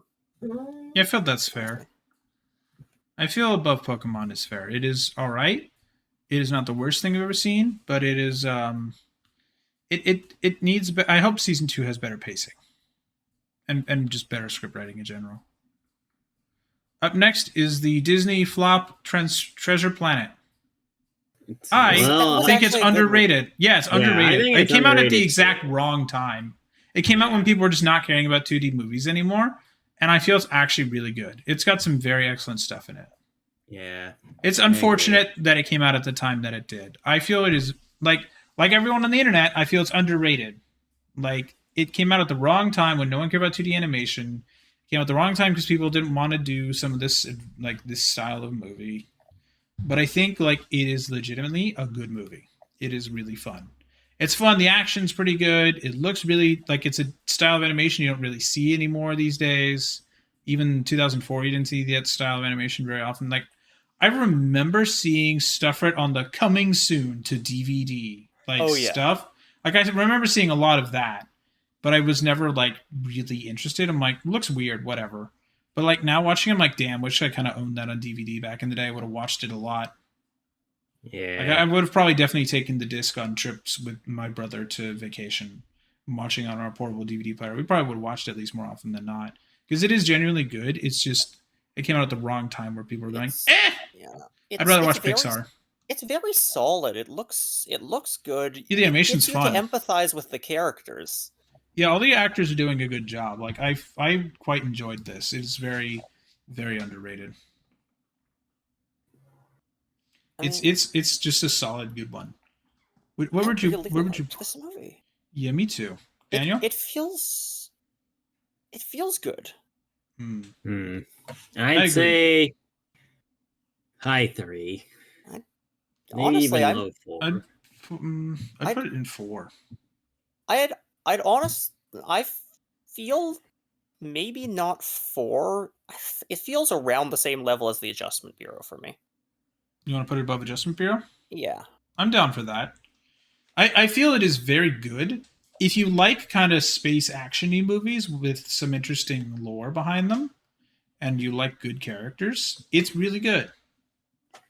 I very much would recommend this movie to anybody who enjoys just a good action movie. And it's Disney, so it's like anyone can watch it. It's like probably a little scary for very young children, but if you're like at least, I don't know, 8 or older, you'll be fine. Like, your kids will be fine with watching it. Up next is the original Tron from the 80s. Oh boy. It's tech demo. It is very much a tech demo, and it shows. The CG in it is rough, and the plot is a bit unfocused. Sometimes I think the movie is pretty good, but most of the time I feel it's not. The plot is drunk. It really is. Like it's oh man, it's messy. The plot was It's messy to you bad. had to do something. Yeah, What was I it think that as a you were tech supposed to demo, do? it's defeat the master control program.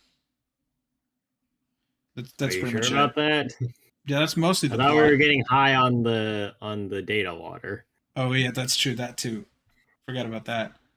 But it's messy, man. I'm not sure how they decided to to do a sequel. It's an odd choice for a movie to do that for, but Because they threw it into Kingdom Hearts.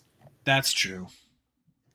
That seems like Disney, but oh man, I don't really want. If it's on TV, I usually just choose something else unless there's nothing else on.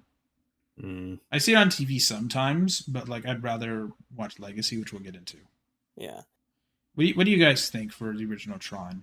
I'd put it This- at like a Low 2. low two, Honestly, I'm. This feels weird to say because I remember liking this one at some point, but also having to kind of screw up my eyes in order to appreciate it. yeah. So I'm kind of leaning toward not preferable. Daniel, where would you put it in the 2-star? I'd put it towards the lower end. I'd put it honestly below. I'm trying to think where I'd put it in relation to I'd Death put it Note. below Death Note, honestly. Yeah, I'd put it below Death Note. Fair enough. I It's feel fairly worse bad. about Tron knowing where Tron came from, which is Yeah, it's not great. The funny thing is, you wanna know when the first time I saw it was? The first time I saw it was like at 2 a.m.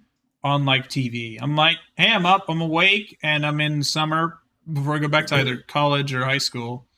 I'm just gonna watch it. So who cares? Like I legit watched it like super late at night because I'm It like, is oh, it's very on. much a 2 a.m. worthy It is a movie. very much 2 a.m. movie. It is the movie you It's a watch very when they much do 2 all the a.m. like movie. as seen You on don't TV have ads. eyes afterwards. Yeah, no, it's a movie you watch like half asleep, and you're like, I guess that's not bad.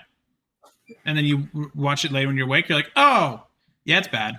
You watch it in a clean, well-lighted place and wish you Wish you didn't. didn't. Legit. Like, I think, honestly, I must have been scrolling Twitter at the same time as well, especially when I saw it back in like 2015, 16, 17, something like that. It's not very good. Tron Legacy, Yeah. though. Tron Now Legacy, that's- the first thing I'll say about Tron Legacy, music's fantastic. Fuck, Daft Punk killed it. Very limited color palette. Yeah, it's very it- blue. It And was red. it was kind of difficult on the eyes for that, but Hmm. it's obviously because of the time gap mostly. It It's is another a tech major demo. technical step up. Yeah. It's Everything actually looks like it's well put together. They actually put more thought into it. you do have a lot of moments of how did we get from there to here? Yes. Because did we watch Tron and then immediately Tron Legacy like a week or two later? No, we watched far was Tron, the and then gap? the next one was 5 weeks. Right. Okay. Yeah. But like just the fact that like it's such an improvement, it really shows how far tech has come in 30 years. Like it is technically another tech demo, especially for CGIing a younger actor's face. But it's also a movie. But yeah, it actually has like a plot and goals and an end. Like it is a complete movie. You arguably don't even need to watch the original if you don't want to. You That's might not get even arguably. You can literally appreciate this movie just fine with no context. That's fair. That was me when I first saw it in the theater in 2011.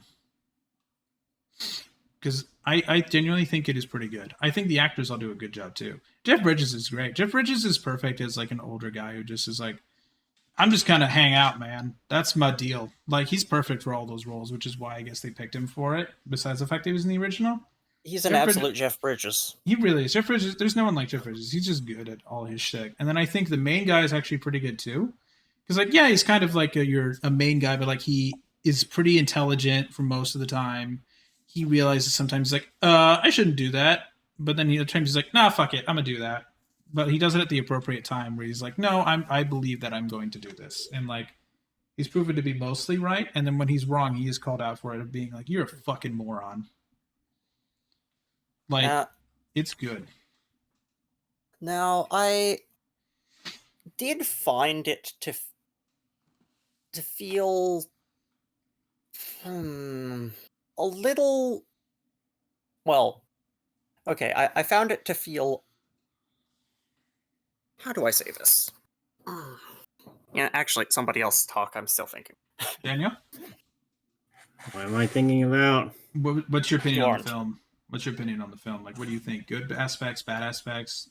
It's definitely a step up from Tron, which isn't a high bar, but like it's a genuinely good step up and innovates on a lot of the ideas that were brought up but never really expanded upon.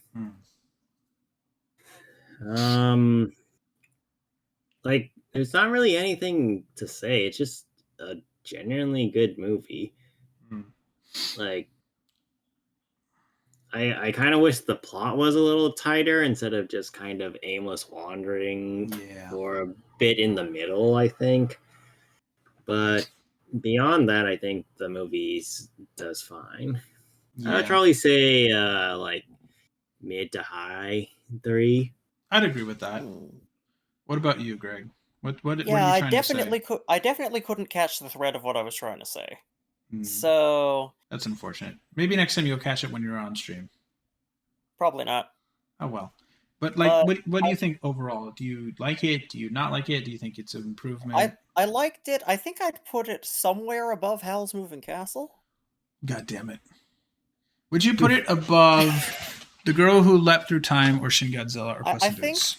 It's It's like Persona 4 to me. I would not put it above The Girl Who Leapt Through Time.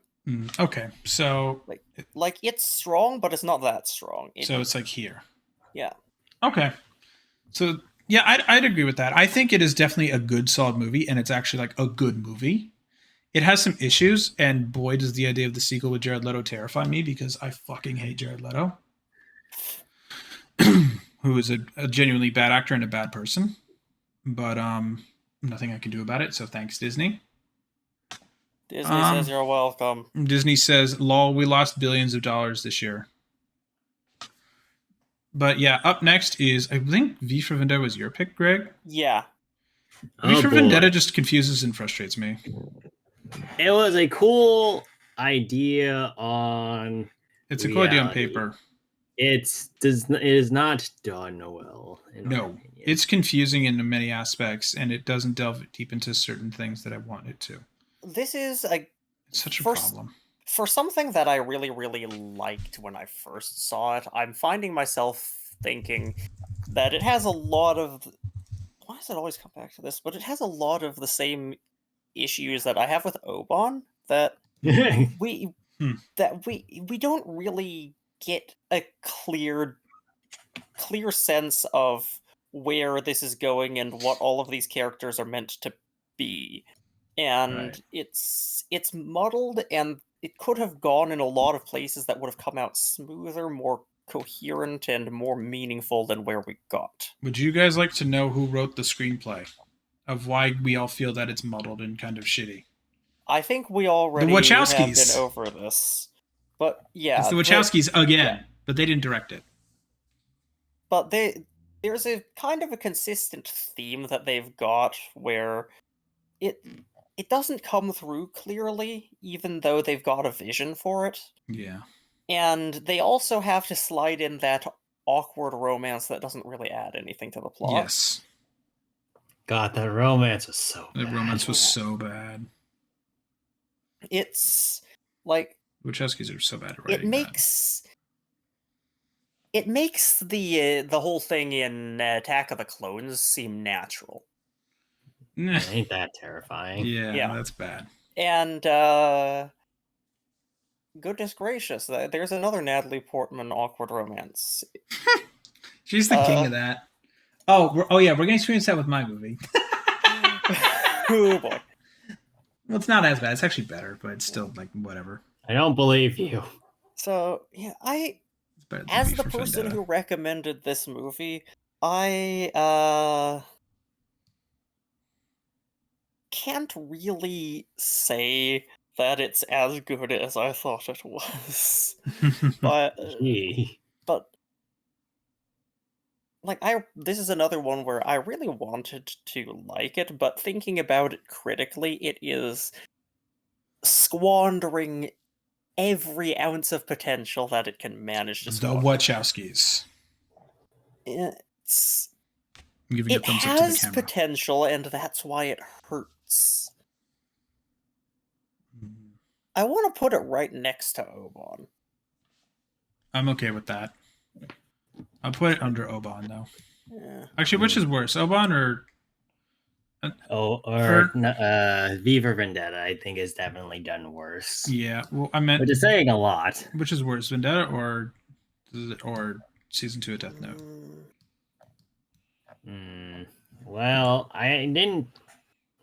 Did I particularly hate? I didn't hate it. I just thought it was just not good. Well, I know, but I'm saying it. Did it make me hate the content more or less? No, I do think it's funny though how the Guy Fawkes mask has become just it became such a big thing in the late 2000s for Wall Street protests. It didn't make me hate the content, but it kind of made me hate the Wachowskis. That's most Wachowskis content. I do think it's funny, like how people are like, "Fuck these giant banks and corporations." Buys V for Vendetta mask. Thank you, Warner Brothers. Thank you for purchasing the V for Vendetta mask. We get a cut every time you buy it, so thank you. Like, it's so funny to me. The Guy Fawkes mask, they make money off it every time. And people don't realize it. People don't realize a lot. Yeah, people are dumb. But up next is Violet Evergarden, where you're reviewing the entire thing, chat. We are reviewing the show and There's a couple of specials, and it's the show, couple of specials, and the movie. This show destroyed me emotionally. Holy shit. Yes, this show finds your emotional center and kicks into the nuts about every episode. Frequently, it gets you so very deeply attached to a character or set of characters in the scope of an episode or so, that when it takes a swing at you, even though you know it's coming, and even though realistically you shouldn't have gotten this attached this quickly, it still hits. Yeah, there was a baseball bat to the nuts. Yeah, there was like an episode. There's a few episodes where we needed a good 10-15 minutes after to like deal. Like, I won't say what episode it was, but like if you know it, you'll see it. Because like, I will. My heart. I will point out though that first of all, this is obviously not a perfect thing because there's no such thing. 5.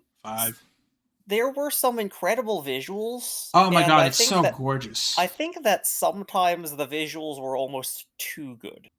To the point that they could be a bit distracting from the emotional bits. But because the emotional bits were so strong, it didn't really detract that much. There was a minorly recurring theme of age gap romance. Yeah, not a fan of that. That was not my jam. No. But yeah, that was an issue where it was two things. It was Violet and her superior officer, and then a princess and a later guy who's going to be prince. I'm like, yeah, look, I know you made it, but you could have at least made them not that much farther in age, because like my uncle and his wife are 10 years apart, but they met when he was in his 50s and she was in her 40s, so that's fine because they're both very older adults. When it's a fucking 10-year-old and a 20-year-old, and then she becomes like, I think either 14 or 18, fuck off with that. That's a no, man. It's just because Violet and her superior are close in age. Just because it makes sense in universe doesn't mean you have to write it like that. No, you could have just made them like 18 and 30 or something, or even 18 and 25. You did not have to make her that young. I mean, they were obviously trying to to create a character who is understandably and almost necessarily emotionally vulnerable, but there are other ways to do that than just make them a kid. Yeah, you can just have them have PTSD. That's a lot easier. Boy, in Yes, Evergarden, make a them lot of people have this PTSD. man says. This entire show is just PTSD, the show. Like, fuck. Can't did argue not- with that one. Yeah, you did not need to do the weird age gap thing. Like, that is the one thing that hurts the show for me on a major level. But with those bits out of the way, what did this show do right? Destroy me. It knew exactly how to hurt us Yes. and keep us coming back anyway. It's like, hey, did you have a good day today? Fuck you. It also was a really good way of showing the progression of time in a world that's transitioning in phases. Yes. It doesn't have, aside from like the whole future finding out about your like your heritage and what happened to Violet Evergarden. Like aside from that, it didn't need to show very much time passing at all in order to You give figured you it a out. sense that the world is changing and moving on. Yeah. In fact, the entire show really is about the idea of moving on versus not moving on. Yeah. I'd put this in a 5-star. Where would you Yeah. put it? I'd put it above Broly. I'd put it- I'd put it with Makia. I think I'd put it below I put it Makia. underneath Makia if you're going to Yeah. do that. Yeah, that's what Yeah. I'm doing. That's what I'm saying. I'd put it above the Madoka show, but beneath Makia. Yeah, it's definitely It's such a good show, and it is just seriously underrated. it's Because like I don't hear anyone talking about this shit, and like I'm not like Daniel. It Do a was lot of people in the fairly anime community popular. talk about I it? think it was fairly popular when it was coming out, but since then, not many people talk about it. No, like there's people who talk about a lot of the big stuff, like all the shonen or whatever. But like if I you're mean, not yeah, into because shonen, people are attracted to the wow, big, cool, flashy anime shit. yeah, like And there's some they other don't- stuff you can watch that's like, oh, like emotional damage. My yeah, worst like if kind of anyone damage. knows the meme emotional damage, this show is the epitome of emotional damage. Because like, fuck, like watch the show, man, and then maybe you call your mom. No, that's Makia. You call your mom for Makia. You just cry in a corner for Violet Evergarden. Yeah, well, I did call my mom. But yeah, this show, fucking fantastic. Up next is Walking with Dinosaurs, a show that is not yeah. Violet Evergarden. Yeah, so if Prehistoric Planet is the hallmark for what prehistoric documentary should be now, Walking with Dinosaurs was the hallmark of what dinosaur documentaries could be. This is like the first true dinosaur only documentary. It is dated as hell. Let's not kid ourselves here. Yes. 20 years old plus. The designs are 1999, yeah. It's a nearly questionable 25-year-old sometimes. show. The designs are questionable sometimes. Like the T-Rex is not a T-Rex. Let's nobody argue that. And most of the dinosaurs kind of look like it's a term that I heard before, shrink wrapped. So they kind of look like they're in shrink wrap and just kind of held together by a thin crumpled paper. But Holy shit, that bird effect. that bird was like several feet away from my house. Well, that was fucking epic for the show that we're talking about. That bird has a good sense of timing. Whatever. Anyway, so all that said, though, the visuals are still really good. Like, they're a little slow, a little dated, a little not really doing much, but the dinosaurs still move really well. They're realistic. Animals are not just fighting constantly, they're just sometimes just wandering around the world together. And when carnivores are hungry, they're usually feeding, but most of the time they're just chilling out too. Yeah, Like, for a nearly 25-year-old show, the effects aren't too bad. yeah, and then also all the environments are just taken from real places. They just Yeah, have this film CG stuff. dinosaurs wandering around. Yeah, and that's the best approach you can do. Instead of CGing the environment and having to spend money doing that, just film a neat looking environment that you think this dinosaur might have lived in and just use that as your base. Because then you effectively have free stock footage. And also the soundtrack is still amazing. Like, I don't know if the person that did the soundtrack did further things, but it's like they do some good work in it. So if you like dinosaur content, I would say give it a watch. If you don't like dinosaur content, though, I don't think it's really something that people really need to watch. Like, it's okay, but it's not anything necessary. So if it were me, I would probably say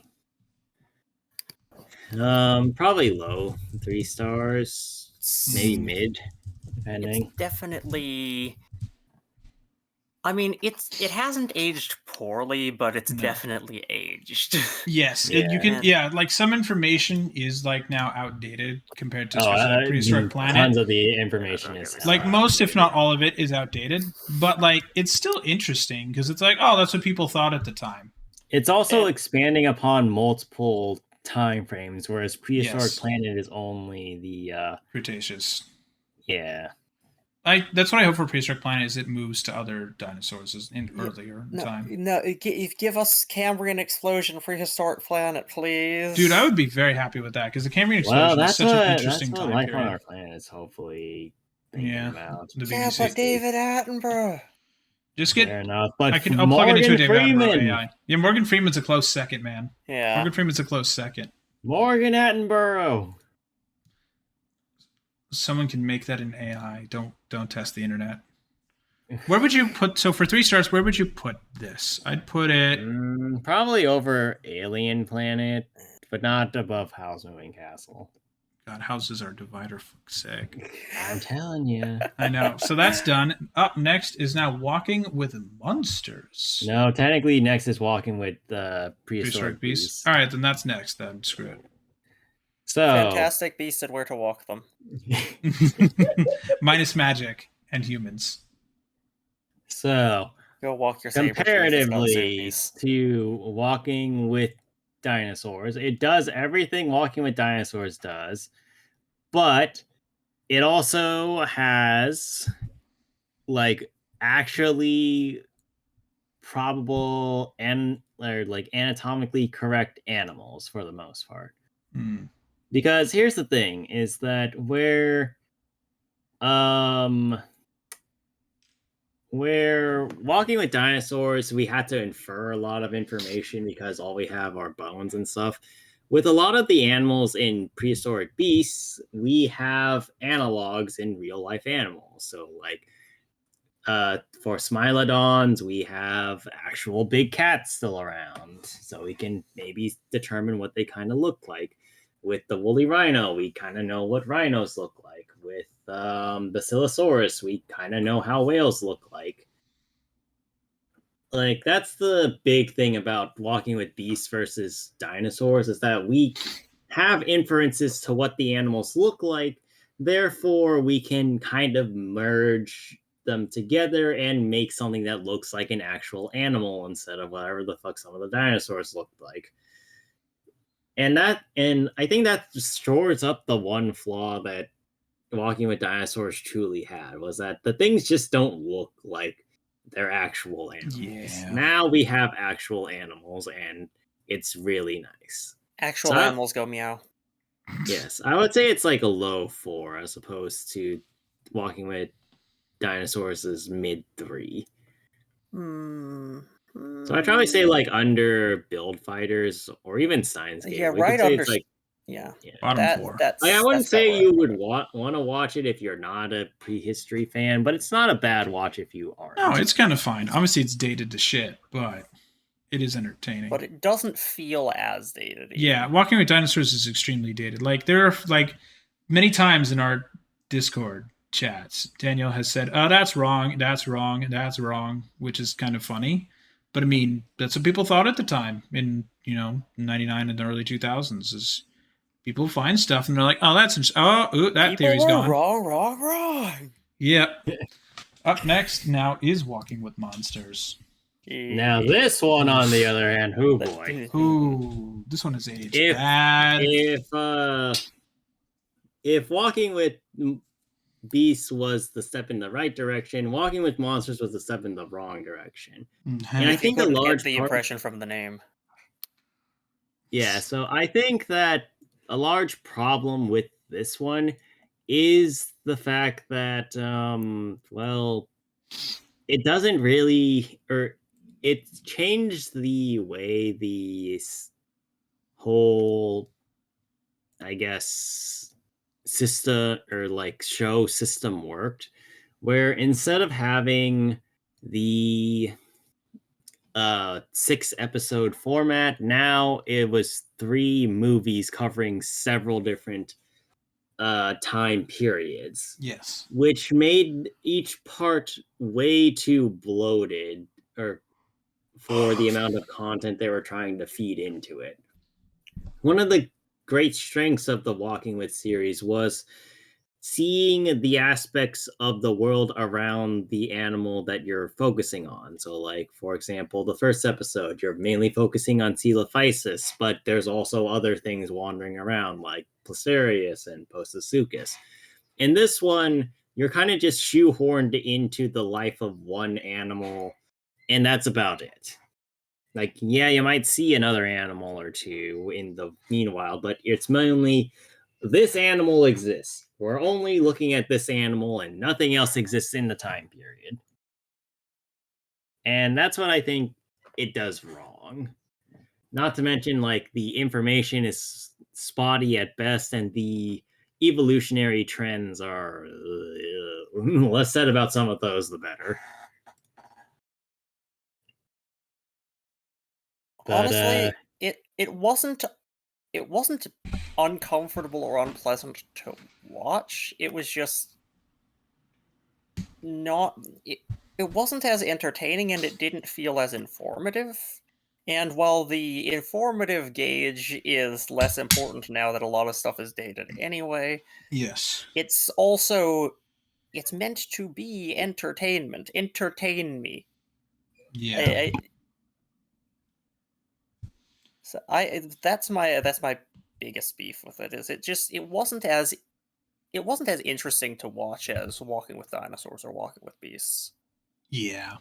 It's That not and great. when you title something Walking with Monsters, you're stepping away from the idea of treating this as an animal in a complex ecosystem that with existed. yeah. Like it's not a bunch of like Godzilla monsters. Like Walking Monsters, if that was like a thing about a documentary about like how Godzilla's like biology could technically work, that would make more sense. But like these are technically real creatures that existed at some point. And this sort of titling kind of evokes the idea of, yeah, this thing is cool and ferocious and everything, and so we're going to explain to you like everything that you would ever want to know about this monster. Yes. Not this animal that has interactions with its ecosystem and has a Itself. complex life Yeah. and a complex death. True. What would you guys rank it? It's I'd say it's in the 2 stars. somewhere. upper 2s. Like- I'd put it lower too. I'd put it below Dory. Yeah. I feel like just right above Castlevania. Really? Yeah. I guess that. I don't know. I'd But Split the here? difference. No. I mean, it's more interesting than like technically entertaining. Castlevania does have parts where it's really damn dull. At least Walking with Monsters, you can mostly laugh at it for being fucking stupid. Yeah, up next is the final dinosaur show, when dinosaurs roamed America. Oh boy! So this is the American version of the Walking with series. Welcome to America, damn it! Where all the dinosaurs suddenly gain patriotism, American flags, and shotguns. Yes, but no, real talk. Like, it's basically the same thing as Walking with Dinosaurs, except we are just looking at dinosaurs from America throughout time, as opposed to everywhere. Mostly American dinosaurs, and then some from other places in Walking with Dinosaurs. Now, narrowing scope can be good. It can let us hyper-focus onto something that's actually important, or it can just let us get a bit more depth. Emphasis on can. Yeah, it doesn't do that. Now, I will... No, so here's the thing, is that I will say that it actually does do better in some aspects, and worse in others. So, some dinosaurs look a lot better. Like sauropods actually look like they're fleshy, aside from I think something with the elephant feet. Well, those were just extra fleshy. Well, yes. Let's see. The raptors in that one are actually feathered. Well, at least to some degree, they're feathered. And I think the music variety is a little bit better in that. And when dinosaurs roamed America, like the music isn't as good, but it's more varied. That said, theropods. Oh god, what did they do to their necks? Holy shit. A lot of the theropods, especially the ones with thinner necks, can do like full 180s on their neck. And to the point where you kind of see their necks folding in on themselves. Yeah. It's not good. Not good at all. But don't the necks normally do that? No. No, they don't. But with that said, I think it's not bad. But you definitely are going to need to be a fan of dinosaurs to watch this one. I'd say lower threes, like probably even below Holy Monty Python. Huh. That's fair. I'm not going to argue with that one. Yeah, so this show's from 2001, chat. It is barely younger than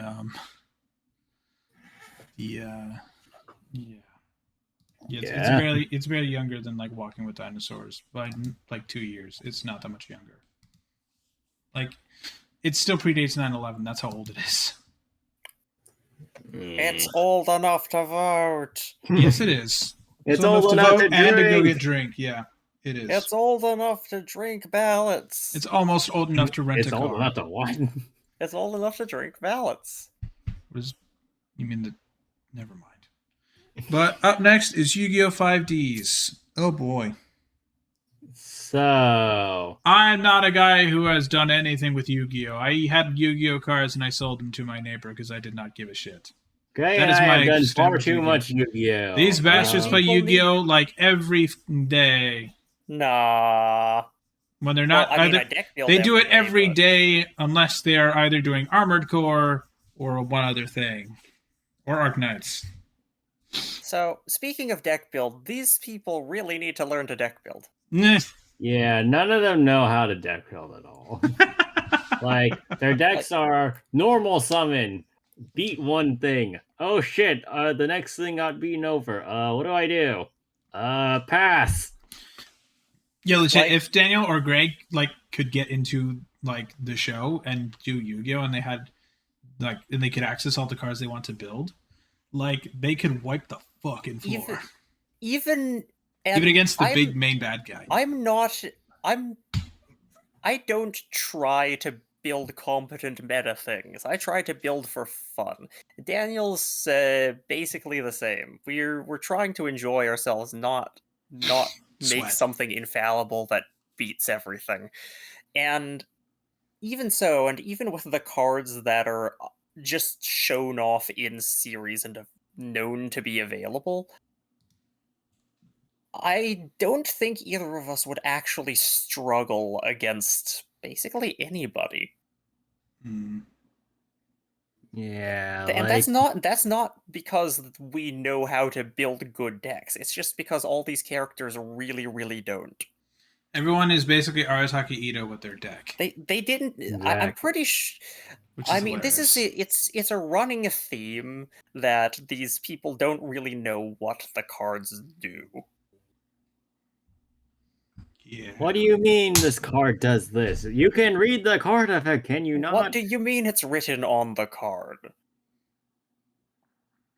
Yeah, it's just the meme of pot of greed, where everyone just throws shit at the wall to see what sticks. More or less. Yeah, but like I think other than that aspect, the show at least has some interesting ideas going for it in the lore. Like they incorporate the Nazca lines into it. They like the character why they're banished is like potentially interesting. The Some they form interesting friendships or rivalries with each other that are then immediately undermined by something usually. Um, like it has potential, but then it just doesn't do that much. So here's the thing that really gets me about it though is it's cool and all, but somebody please explain to me why they have to drive and duel. Yeah, I don't understand that either. Like, Why are is we the point? driving and dueling? We can clearly stand on the ground for this shit. Yeah, because there are times where they just stand there.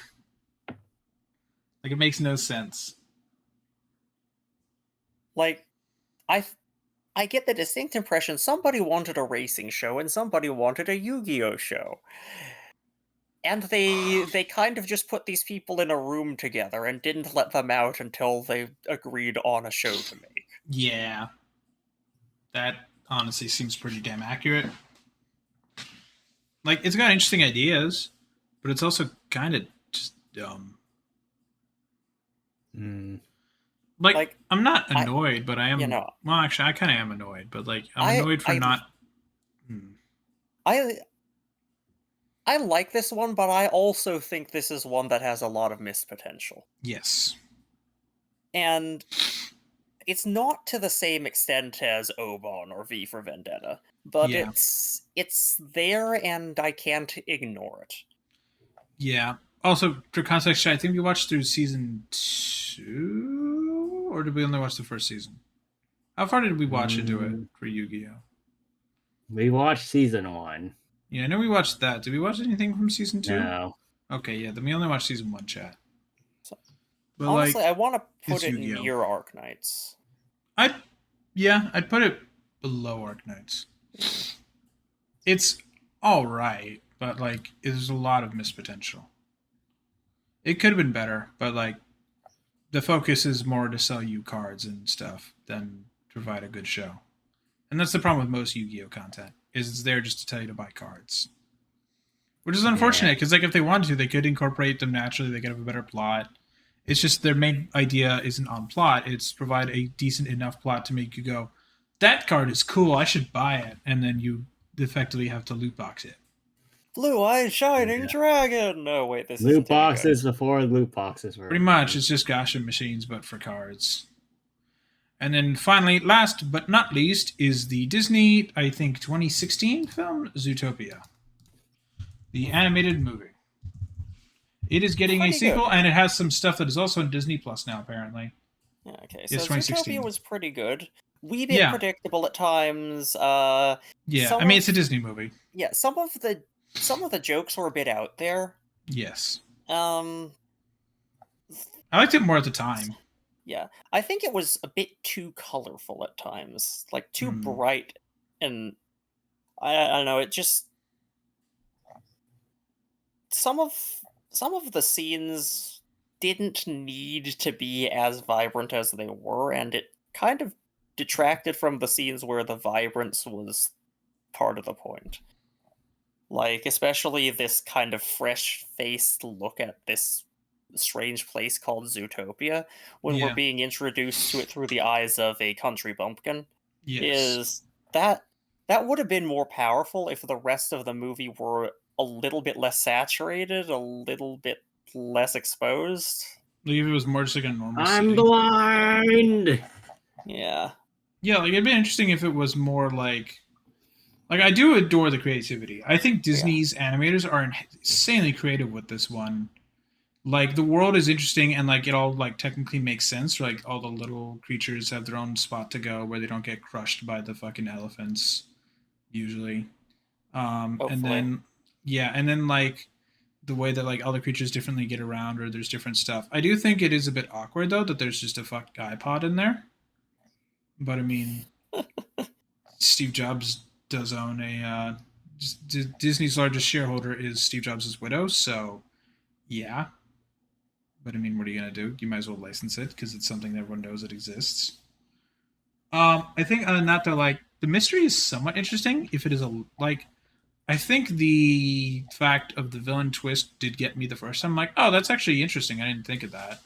But now it is a little bit predictable to me now. But I think as a first time viewer, it is interesting the twist, especially for children. It's definitely a twist because, like, once And again, it is a movie that is more for children to be like, don't be racist. And it is it a good message. Yes, it's definitely a good It's message. It doesn't really, it doesn't like backhand it to you. Like it tells you like something. Like it is a bit on the nose, but like for children, it's supposed to be. yeah, it's Like it's a it's Disney also movie. it's also a movie where it drops hints at things, and looking at it as an adult, I can say those hints feel a bit obvious. Yeah. But from a kid's perspective, especially when you're still learning to read the social cues and stuff, Yes. and you maybe don't have the same sort of attention span developed yet. Well, I say that, but then I look at adults all around me. I look at me. TikTok. But it's probably the right amount of overtness. Right. It's kind of not fair of me to apply my adult lens to a movie that is written for younger audiences first and foremost, even if they do clearly mean it to be accessible to adults. Yeah, it is accessible to adults. Like it doesn't talk down to you very much. Which actually Which is nice. that's a sign of a lot of good kids media, that people tend to forget that just because kids aren't little adults doesn't mean that you need to talk down to them. Yeah. In fact, a lot of kids realize when they're being talked down to and shut you out when you do it. Yeah, because they're like, dude, I'm not like even though they are children, they're like, I'm not a child. I'm not Like, stupid. Like there's a common point of humanity that doesn't We, like, change rebel regardless of your against- demographic, which is We rebel against authority. well, we rebel against that which treats us as lesser. Yes. And It's not against authority because, like, at the end of the day, the authority is still there. Like, the police department isn't completely disbanded. Like, the only person who really goes to jail is, like, the mayor and his VP. Like, that's mostly it. Like, for the most part, like, most of the characters, like, that aren't involved with our plot are just living their normal lives. well, I was talking more about reality and audiences, but that's also true. That's accurate of the movie, and it's a very it's another useful thing to point out that this movie deals a bit with the concept of justice, specifically who gets to dispense it and what happens when that system goes awry. Yes. It presents a bit more of a hopelessly optimistic approach to what happens when the people in power aren't the people that you should be able to trust. But I give it props for trying to tackle that, especially given how charged that issue tends to Yes. be. Yeah, it can definitely be an issue. But I do think in general the movie is good. Like it is definitely a solid, good movie. Good film. Yeah. Like Daniel, Yeah, I agree. what do you, so for our final movie, where would you gentlemen put it? Mm, High 3. I'd Probably put it- below Treasure Planet. Yeah, I'd put it. Yeah, I feel like here's a good spot. Treasure Planet's a more fun movie, but this movie is asking more questions.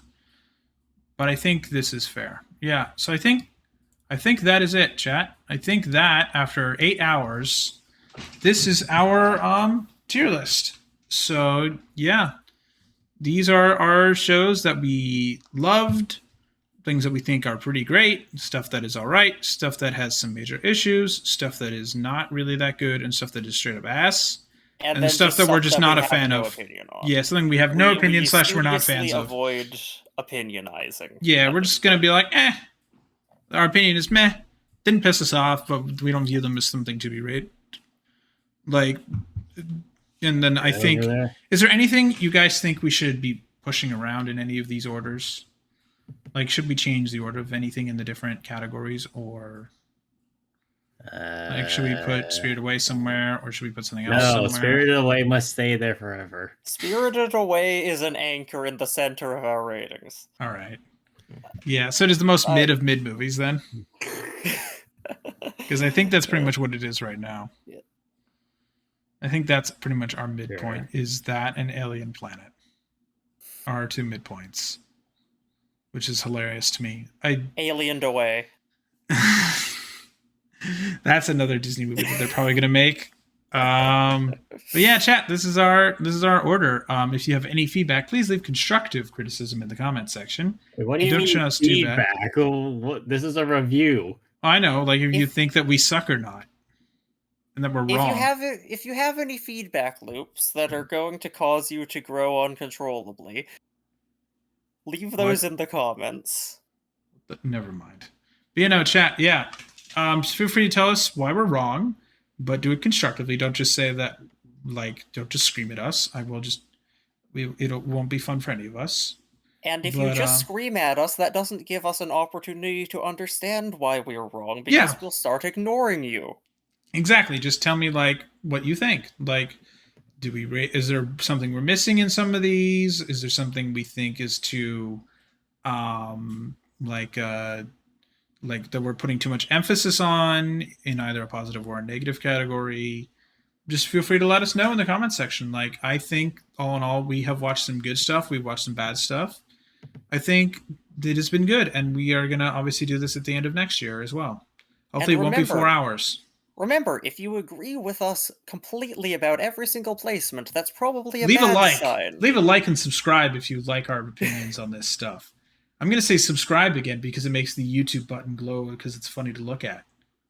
But yeah, like... Wait, really? It does? Yeah, if you're unsubscribed to a YouTube channel, it'll glow the subscribe button when they say subscribe.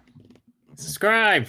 Subscribe? You can't spam it in the middle of order. Aw. Like, come on. I'll show you later. YouTube But yeah. is too smart to just spam the subscribe-y thing when you say the word subscribe. We're going to test it when this gets processed. Google's kind of smart. Google has a lot of digital brain. Google's kind of cells, plugged so- into the internet. So yeah. Yeah. But Is that why we're going to start saying, hey, Google? I already do that at my parents' house. Yo, Google. You can make it say that actually as a request for the Google Home. Hey, But, Siri! I'm using headphones. But yeah, Alexa. so I'm using headphones. But yeah, no, chat, thank you for Matt. shut up. But no, chat, yeah. So I think the only thing we have objectively hated is Food Wars. Because fucking A. Speak for yourself! There is one character in there. Just one. Yeah, not a good show, chat. Not in my opinion, not good. I hate that I'm invested in that one character at this point. Eh. Why do I care about this character? Just find an edit Please that's let me only about the stop. character. Soma has my feelings hostage. He's Well, he's that's holding them probably at a food bad point. sign. Yes, but yeah, chat. I hope that you all will like and subscribe, and feel free to follow us over on Twitch as well. Thank you, everyone, for following us. Thank you, Hierarchs Gaming, for the follow. It looks like some people followed while we were offline, so thank you, Jada and Marielle, for following earlier today as well. I appreciate that. We will be doing some Power Wash Simulator later tonight. It'll be a good time. Squish that subscribe button. Yes, we are gonna clean some buildings and some stuff. But yeah, thanks for watching. Bye bye. Or